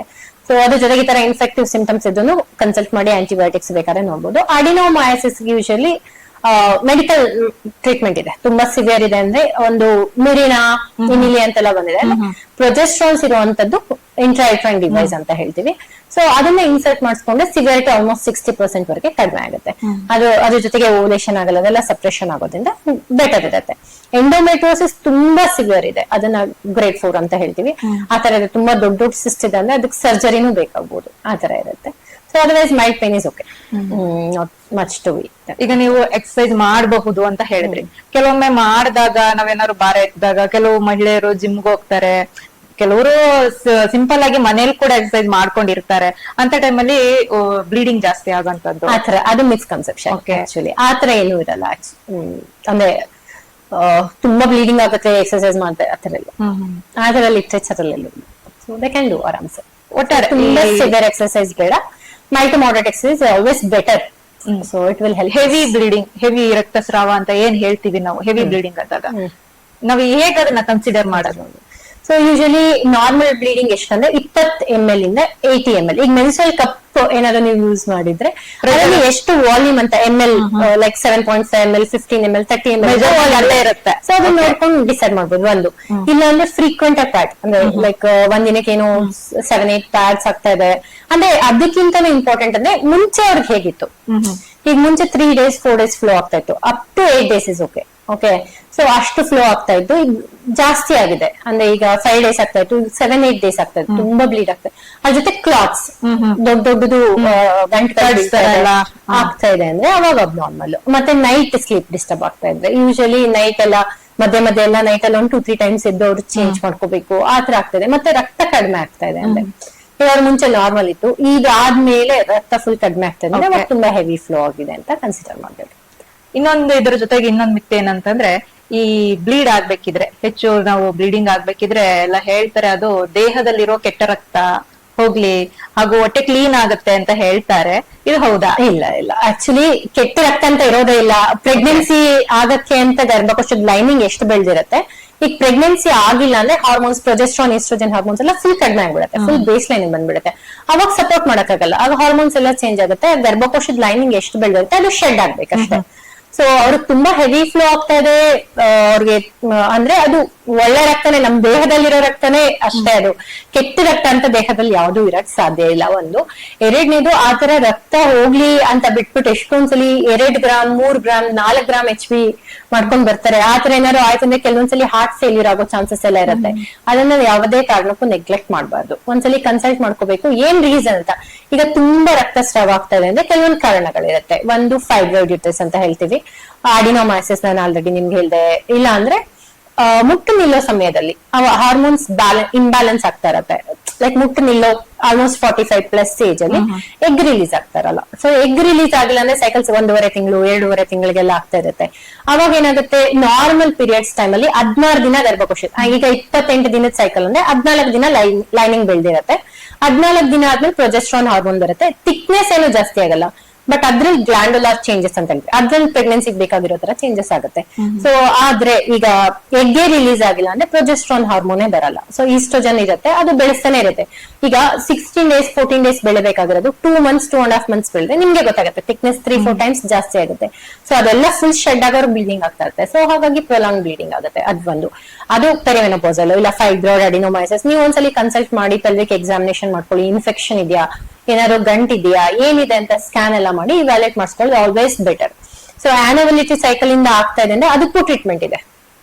ಮೆಡಿಕಲ್ ಮ್ಯಾನೇಜ್ಮೆಂಟ್, ಸರ್ಜರಿನೇ ಬೇಕು ಅಂತ ಏನೂ ಇಲ್ಲ. ಸೊ ಅದ್ ಮೆರಿನಾ ಅಂತ ಹೇಳಿದೆ, ಔಷಧಿ ಇರುವಂತ ಪ್ರೊಜೆಸ್ಟ್ರಾನ್ಸ್ ಡಿವೈಸಸ್ ಇದೆ, ಅದನ್ನ ಹಾಕ್ಸ್ಕೋಬಹುದು, ಟ್ಯಾಬ್ಲೆಟ್ಸ್ ತಗೋಬಹುದು ಸೈಕ್ಲಿಕಲಿ. ಈಗ 16ನೇ ದಿನದಿಂದ 26 ದಿನದವರೆಗೆ ಪ್ರೊಜೆಸ್ಟ್ರಾನ್ ಟ್ಯಾಬ್ಲೆಟ್ಸ್ ತಗೊಳ್ಳೋದು. ಆವಾಗ ಸ್ವಲ್ಪ ಫ್ಲೋ ಕಡಿಮೆ ಆಗುತ್ತೆ, ಪ್ರೊಜೆಸ್ಟ್ರಾನು ಆಕ್ಟ್ ಆದಂಗ ಆಗುತ್ತೆ. ಸೊ ಅದು ಸ್ಟಾಪ್ ಮಾಡಿದ್ಮೇಲೆ ಬ್ಲೀಡಿಂಗು ಆಗುತ್ತೆ. ಆ ತರ ಆಪ್ಷನ್ಸ್ ಇರುತ್ತೆ. ಇನ್ನೊಂದು ಮೇಜರ್ ಪ್ರಾಬ್ಲಮ್ ಈಗ ನಾವು ನೋಡ್ತಾ ಅಂದ್ರೆ PCOS, ಪಾಲಿಸಿಸ್ಟಿಕ್ ಓವೇರಿಯನ್ ಸಿಂಡ್ರೋಮ್ ಅಂತ ಹೇಳ್ತೀವಿ. ಈಗ ರಿಪ್ರೊಡಕ್ಟಿವ್ ಏಜ್, ಅಡೋಲೆಸೆನ್ಸ್, ಈಗ ಬೇಗ ಮುಟ್ಟಾಗ್ತಾ ಇದ್ರೆ ಪ್ಲಸ್ ಇರೆಗ್ಯುಲರ್ ಪೀರಿಯಡ್ಸ್ ಆಗ್ತಾ ಇದ್ರೆ. ಸೊ ಅದು ಹಾರ್ಮೋನ್ಸ್ ಇಂಬ್ಯಾಲೆನ್ಸ್ ಇದೆ ಪ್ಯೂರ್ಲಿ. ಅದ್ರಲ್ಲೂ ಎಗ್ ರಿಲೀಸ್ ಆಗ್ತಾ ಇರಲ್ಲ. ಮುಂಚೆ ಎಲ್ಲ ತುಂಬಾ ಕಡಿಮೆ ಇರ್ತಾ ಇತ್ತು, ಈಗ ಆಲ್ಮೋಸ್ಟ್ ಇನ್ಸಿಡೆನ್ಸ್ 20 to 30% ವರೆಗೆ ಬರ್ತಾ ಇದೆ. ಸೊ ನೀವು ಅಲಾರ್ಮಿಂಗ್ ಆಕ್ಚುಲಿ. ಫುಡ್ ಸೈಕಲ್ ಏನಿದೆ, ಫುಡ್ ಸಿಸ್ಟಮ್ ಏನಿದೆ, ಅದು ಮೆನ್ಸುರಲ್ ಸೈಕಲ್ ಗೆ ಒಂದು ಪರಿಣಾಮ ಬೀರುತ್ತೆ ಅಂತ ಹೇಳಿದ್ರಿ ನೀವು. ಸೊ ಇರೆಗ್ಯುಲರ್ ಪೀರಿಯಡ್ಗೂ ಕೂಡ ಅದಕ್ಕೂ ತುಂಬಾ ಆಗುತ್ತೆ. ಒಂದು ಒಬೇಸಿಟಿ, ಆಯ್ತಾ, ತುಂಬಾ ದಪ್ಪ ಇರ್ತಾರೆ. ಸೊ ಅಬ್ಡೋಮೆನ್ ಮೇಲೆಲ್ಲ ಫ್ಯಾಟ್ ಇರುತ್ತೆ, ಅದರಿಂದ ಈಸ್ಟ್ರೋಜನ್ ರಿಲೀಸ್ ಆಗುತ್ತೆ, ಹಾರ್ಮೋನಲ್ ಇಂಬ್ಯಾಲೆನ್ಸ್ ಆಗೋ ಚಾನ್ಸಸ್ ಇರುತ್ತೆ. ಎಕ್ಸರ್ಸೈಸ್ ಅಂತೂ ಬಿಲ್ಕುಲ್ ಇಲ್ವೇ ಇಲ್ಲ, ಯಾರು ಎಕ್ಸರ್ಸೈಸ್ ಮಾಡೋದೇ ಇಲ್ಲ. ಸೊ ಆದ್ರಿಂದ ಏನಾಗುತ್ತೆ, ಇನ್ಸುಲಿನ್ ಅಂತ ಇರುತ್ತೆ, ಅದು ಶುಗರ್ಸ್ ಎಲ್ಲ ಕಡಿಮೆ ಮಾಡೋದು. ಇನ್ಸುಲಿನ್ ರೆಸಿಸ್ಟೆನ್ಸ್ ಡೆವಲಪ್ ಆಗುತ್ತೆ. ಸೊ ಅದರಿಂದ ಮತ್ತೆ ಬೇರೆದೆಲ್ಲ ಹಾರ್ಮೋನ್ಸ್ ಪ್ರಾಬ್ಲಮ್ ಆಗುತ್ತೆ. ಆಂಡ್ರೋಜನ್ಸ್ ಅಂದ್ರೆ ಮೇಲ್ ಪ್ಯಾಟರ್ನ್ ಹಾರ್ಮೋನ್ಸ್ ಜಾಸ್ತಿ ಆಗುತ್ತೆ. ಅವ್ರ ಪಿಂಪಲ್ಸ್ ಆಗೋದು, ಅಪ್ಪರ್ ಲಿಪ್ ಮತ್ತೆ ಚಿನ್ ಮೇಲೆ ಹೇರ್ ಗ್ರೋತ್ ಅಂದ್ರೆ ಮೇಲ್ಸ್ ಬರಕಲ್ಲ ಡಾರ್ಕ್ ಡೆನ್ಸ್ ಹೇರ್ ಗ್ರೋ ಆಗೋದು, ಹೇರ್ ಫಾಲ್ ಆಗೋದು, ಆ ತರದೆಲ್ಲ ಆಗುತ್ತೆ. ಅದ್ರ ಜೊತೆಗೆ ಸೈಕಲಾಜಿಕಲ್ ಇಶ್ಯೂಸ್ ಆಗುತ್ತೆ. ಅಂದ್ರೆ ಅವ್ರ looks wise it is very like annoying ಅಲ್ಲ, ಆಗುತ್ತೆ.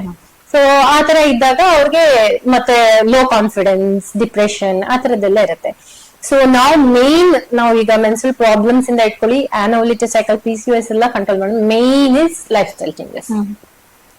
ಮಕ್ಕಳಿಗೆ ನಾವ್ ಇವಾಗ್ಲಿಂದಾನೇ ಇನ್ಕಲ್ಕೇಟ್ ಮಾಡ್ಬೇಕು. ನಾವೇ ಕೊಡಿಸ್ತೀವಿ ಚಾಕ್ಲೇಟ್, ಐಸ್ ಕ್ರೀಮ್, ಪಾಪ ಮಗು ಯಾವಾಗ ಕೇಳ್ತದೆ ಕೊಟ್ಬಿಡೋಣ ಅಂತ ಕೊಡೋದು. ಮತ್ತೆ ಫಾಸ್ಟ್ ಫುಡ್ಸ್ ತುಂಬಾ ನಾವು ಹೇಗಿರ್ತೀವೋ ಮಕ್ಳು ಹಂಗೆ ಅಲ್ವಾ. ಈಗ ನಾವು ಫಾಸ್ಟ್ ಫುಡ್ ತಿನ್ನಲ್ಲ, ಬೇಕರಿ ಐಟಮ್ಸ್ ತಿನ್ನಲ್ಲ, ಪಾನಿಪುರಿ, ಅದು ಇದು, ಗೋಬಿ, ಆ ತರದ್ದೆಲ್ಲ ಅನ್ಹೆಲ್ದಿ ಜಂಕ್ ಫುಡ್ ನಾವು ಅವಾಯ್ಡ್ ಮಾಡಿದ್ರೆ ಆಲ್ಮೋಸ್ಟ್ ಮಕ್ಕಳು ಅದನ್ನೇ ಫಾಲೋ ಮಾಡ್ತಾರೆ. ಈಗ ಮನೆಯಲ್ಲಿ ಜಂಕ್ ಫುಡ್ ಇಲ್ಲ ಅಂದ್ರೆ ಏನ್ ಆಪ್ಷನ್ ಇರುತ್ತೆ? ಮನೇಲಿರೋದೇ ತಿನ್ಬೇಕು, ಆಪ್ಷನ್ ಇಲ್ಲ. ನಾವು ಕೊಡ್ಸೋದು ಇಲ್ಲ, ಮನೆಗೂ ತರಲ್ಲ ಅಂದ್ರೆ ಮಕ್ಳು ಆಬ್ವಿಯಸ್ಲಿ ಏನಿರುತ್ತೆ, ಫ್ರೂಟ್ಸ್ ತಿನ್ಬೇಕು, ಇಲ್ಲ ತರಕಾರಿ ಮನೇಲಿ ಮಾಡಿರೋ ಅಡ್ಗೆನೆ ತಿನ್ಬೇಕು ಅಂದ್ರೆ that is always better. We should do that. ಒಂದು. ಎರಡನೇದು ಮೊಬೈಲ್ ನಾವು ಅವಾಯ್ಡ್ ಮಾಡ್ಬೇಕು, ಮಕ್ಳಿಗೂ ಅವಾಯ್ಡ್ ಮಾಡಿಸ್ಬೇಕು. ಒಂದು, ಮೊಬೈಲ್ ಇಂದ ಸೆಡೆಂಟ್ರಿ ಆಗ್ಬಿಡ್ತಾರೆ. ಬರೀ ಹಿಂಗ್ ನೋಡೋದ್ ಬಿಟ್ರೆ ಏನ್ ಮೂವ್ಮೆಂಟ್ ಇರಲ್ಲ, ಫಿಸಿಕಲ್ ಆಕ್ಟಿವಿಟಿ ಇರಲ್ಲ. ಸೊ ಕೂಡ ಅದು ಪರಿಣಾಮ ತುಂಬಾ ಬೀರತ್ತೆ. ಮತ್ತೆ ಸ್ಟ್ರೆಸ್. ಈಗ ಮೊಬೈಲ್ ಅಲ್ಲಿ ಏನೋ ನೋಡ್ತೀವಿ, ಅಯ್ಯೋ ನಾವ್ ಆತರ ಖುಷಿಯಾಗಿಲ್ವಲ್ಲ, ಆತರ ಇಲ್ವಲ್ಲ, ಆತರ ನಮ್ಮ ಹತ್ರ ಇಲ್ವಲ್ಲ, ಅದೆಲ್ಲ ಒಂಥರ ಪೈಲಪ್ ಆಗ್ತಾ ಇರುತ್ತೆ. Stress is also important factor. ಈಗ ನಮ್ದು ಮೆನ್ಸ್ಟ್ರಲ್ ಸೈಕಲ್ ರೆಗ್ಯುಲೇಟ್ ಮಾಡ್ಬೇಕಾಗಿರುವಂತ ಸೆಂಟರ್ ಬ್ರೈನ್ ಅಲ್ಲಿ ಇರುತ್ತೆ. ಹೈಪೋಥಾಲಮಸ್ ಅಂತ ಪಿಟ್ಯೂಟರಿ ಅಂತ ಹೇಳ್ತೀವಿ. ಹೈಪೋಥಾಲಮಸ್ ನಾವು ಸ್ಟ್ರೆಸ್ ಮಾಡ್ಕೊಂಡ್ರೆ ನಮ್ದು ಹಾರ್ಮೋನ್ಸ್ ಎಲ್ಲ ಇಂಬ್ಯಾಲೆನ್ಸ್ ಆಗುತ್ತೆ. ಸ್ಟ್ರೆಸ್ ರಿಲೇಟೆಡ್ ಇನ್ಕ್ರೀಸ್ ಫ್ಲೋ ಆಗ್ಬೋದು, ರೆಡ್ಯೂಸ್ ಫ್ಲೋ ಆಗ್ಬೋದು, ಪೋಸ್ಟ್ಪೋನ್ ಆಗ್ಬೋದು, ಪ್ರೀಪೋನ್ ಆಗ್ಬೋದು. ಸೊ ಹಾಗಾಗಿ ನಾವು 1 ತಿಂಗಳಿಗೆ ಏನಾದ್ರು ವೇರಿಯೇಷನ್ ಆದ್ರೆ ಅಂತ ಸಿಗ್ನಿಫಿಕೆಂಟ್ ಇಲ್ಲ.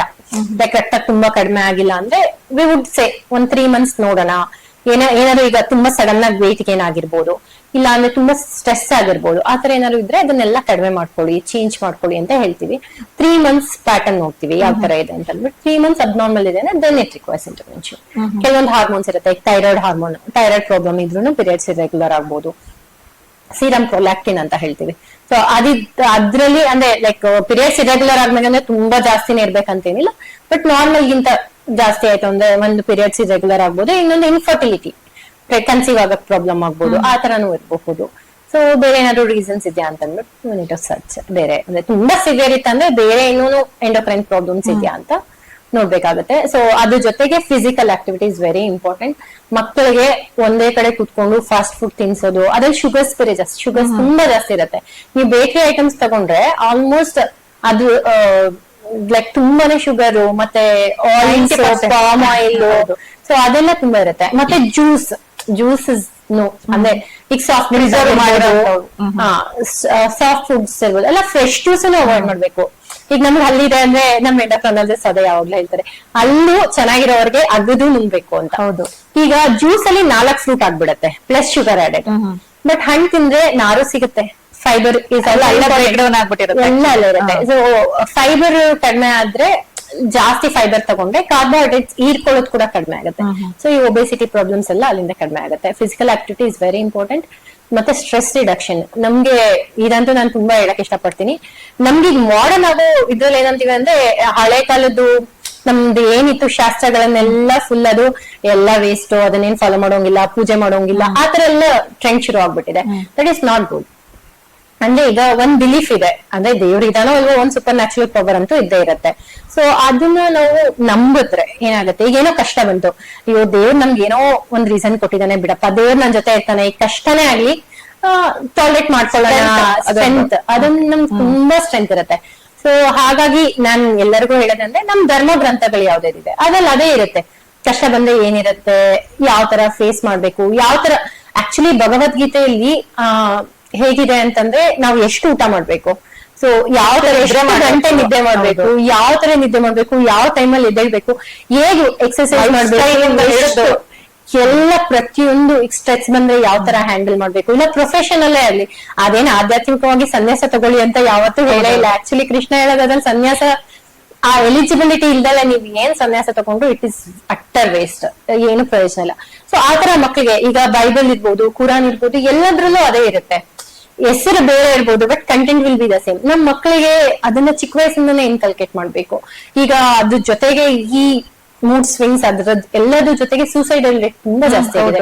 ಅಡೋಲೆಸೆನ್ಸ್ ಅಂತೂ ಏನನ್ನು ತಡ್ಕೊಳ್ಳೋ ಶಕ್ತಿನೇ ಇಲ್ಲ. ಈಗ ಮೊಬೈಲ್ ಕೊಡಲ್ಲ ಅಂತ ಬೈದ ಸಾಕು, ಮತ್ತೆ ರಿಸಲ್ಟ್ಸ್ 100% ಇರ್ಬೇಕು, 95+ ಇರ್ಬೇಕು. ಅವಾಗ ನಾವೆಲ್ಲ ಲೈಕ್ PU ಎಲ್ಲ 10th ಕೂಡ ಇರೆಗ್ಯುಲರ್ ಪೀರಿಯಡ್ ಆಗುತ್ತೆ. Definitely stress is a major factor. ಮತ್ತೆ ರಿಸಲ್ಟ್ ಟೈಮಲ್ಲಿ ಆಗುತ್ತೆ. ಸೊ ಮತ್ತೆ ಸ್ಟ್ರೆಸ್ ಇಂದ ಫಿಸಿಕಲ್ ಆಕ್ಟಿವಿಟಿ, ಸ್ಕೂಲ್ಸ್ ಅಷ್ಟೇ ಹೀಗಾಗೆ ಆಗಿದೆ. ಮುಂಚೆ ನಮ್ ಸ್ಕೂಲ್ಸ್ ಅಲ್ಲೆಲ್ಲ ಆಧ್ಯಾತ್ಮಿಕ ಈ ತರ ಟಾಪಿಕ್ಸ್, ನಮ್ ರಿಲಿಜಿಯಸ್ ಟಾಪಿಕ್ಸ್ ಆಗ್ಲಿ, ಈ ತರ ನಮ್ ಫ್ರೀಡಮ್ ಫೈಟರ್ಸ್ ಆಗ್ಲಿ, ಎಲ್ಲ ತುಂಬಾ ಅದಕ್ಕೆ ಅಂತಾನೆ ಡೆಡಿಕೇಟೆಡ್ ಕ್ಲಾಸಸ್ ಇರ್ತಾ ಇತ್ತು.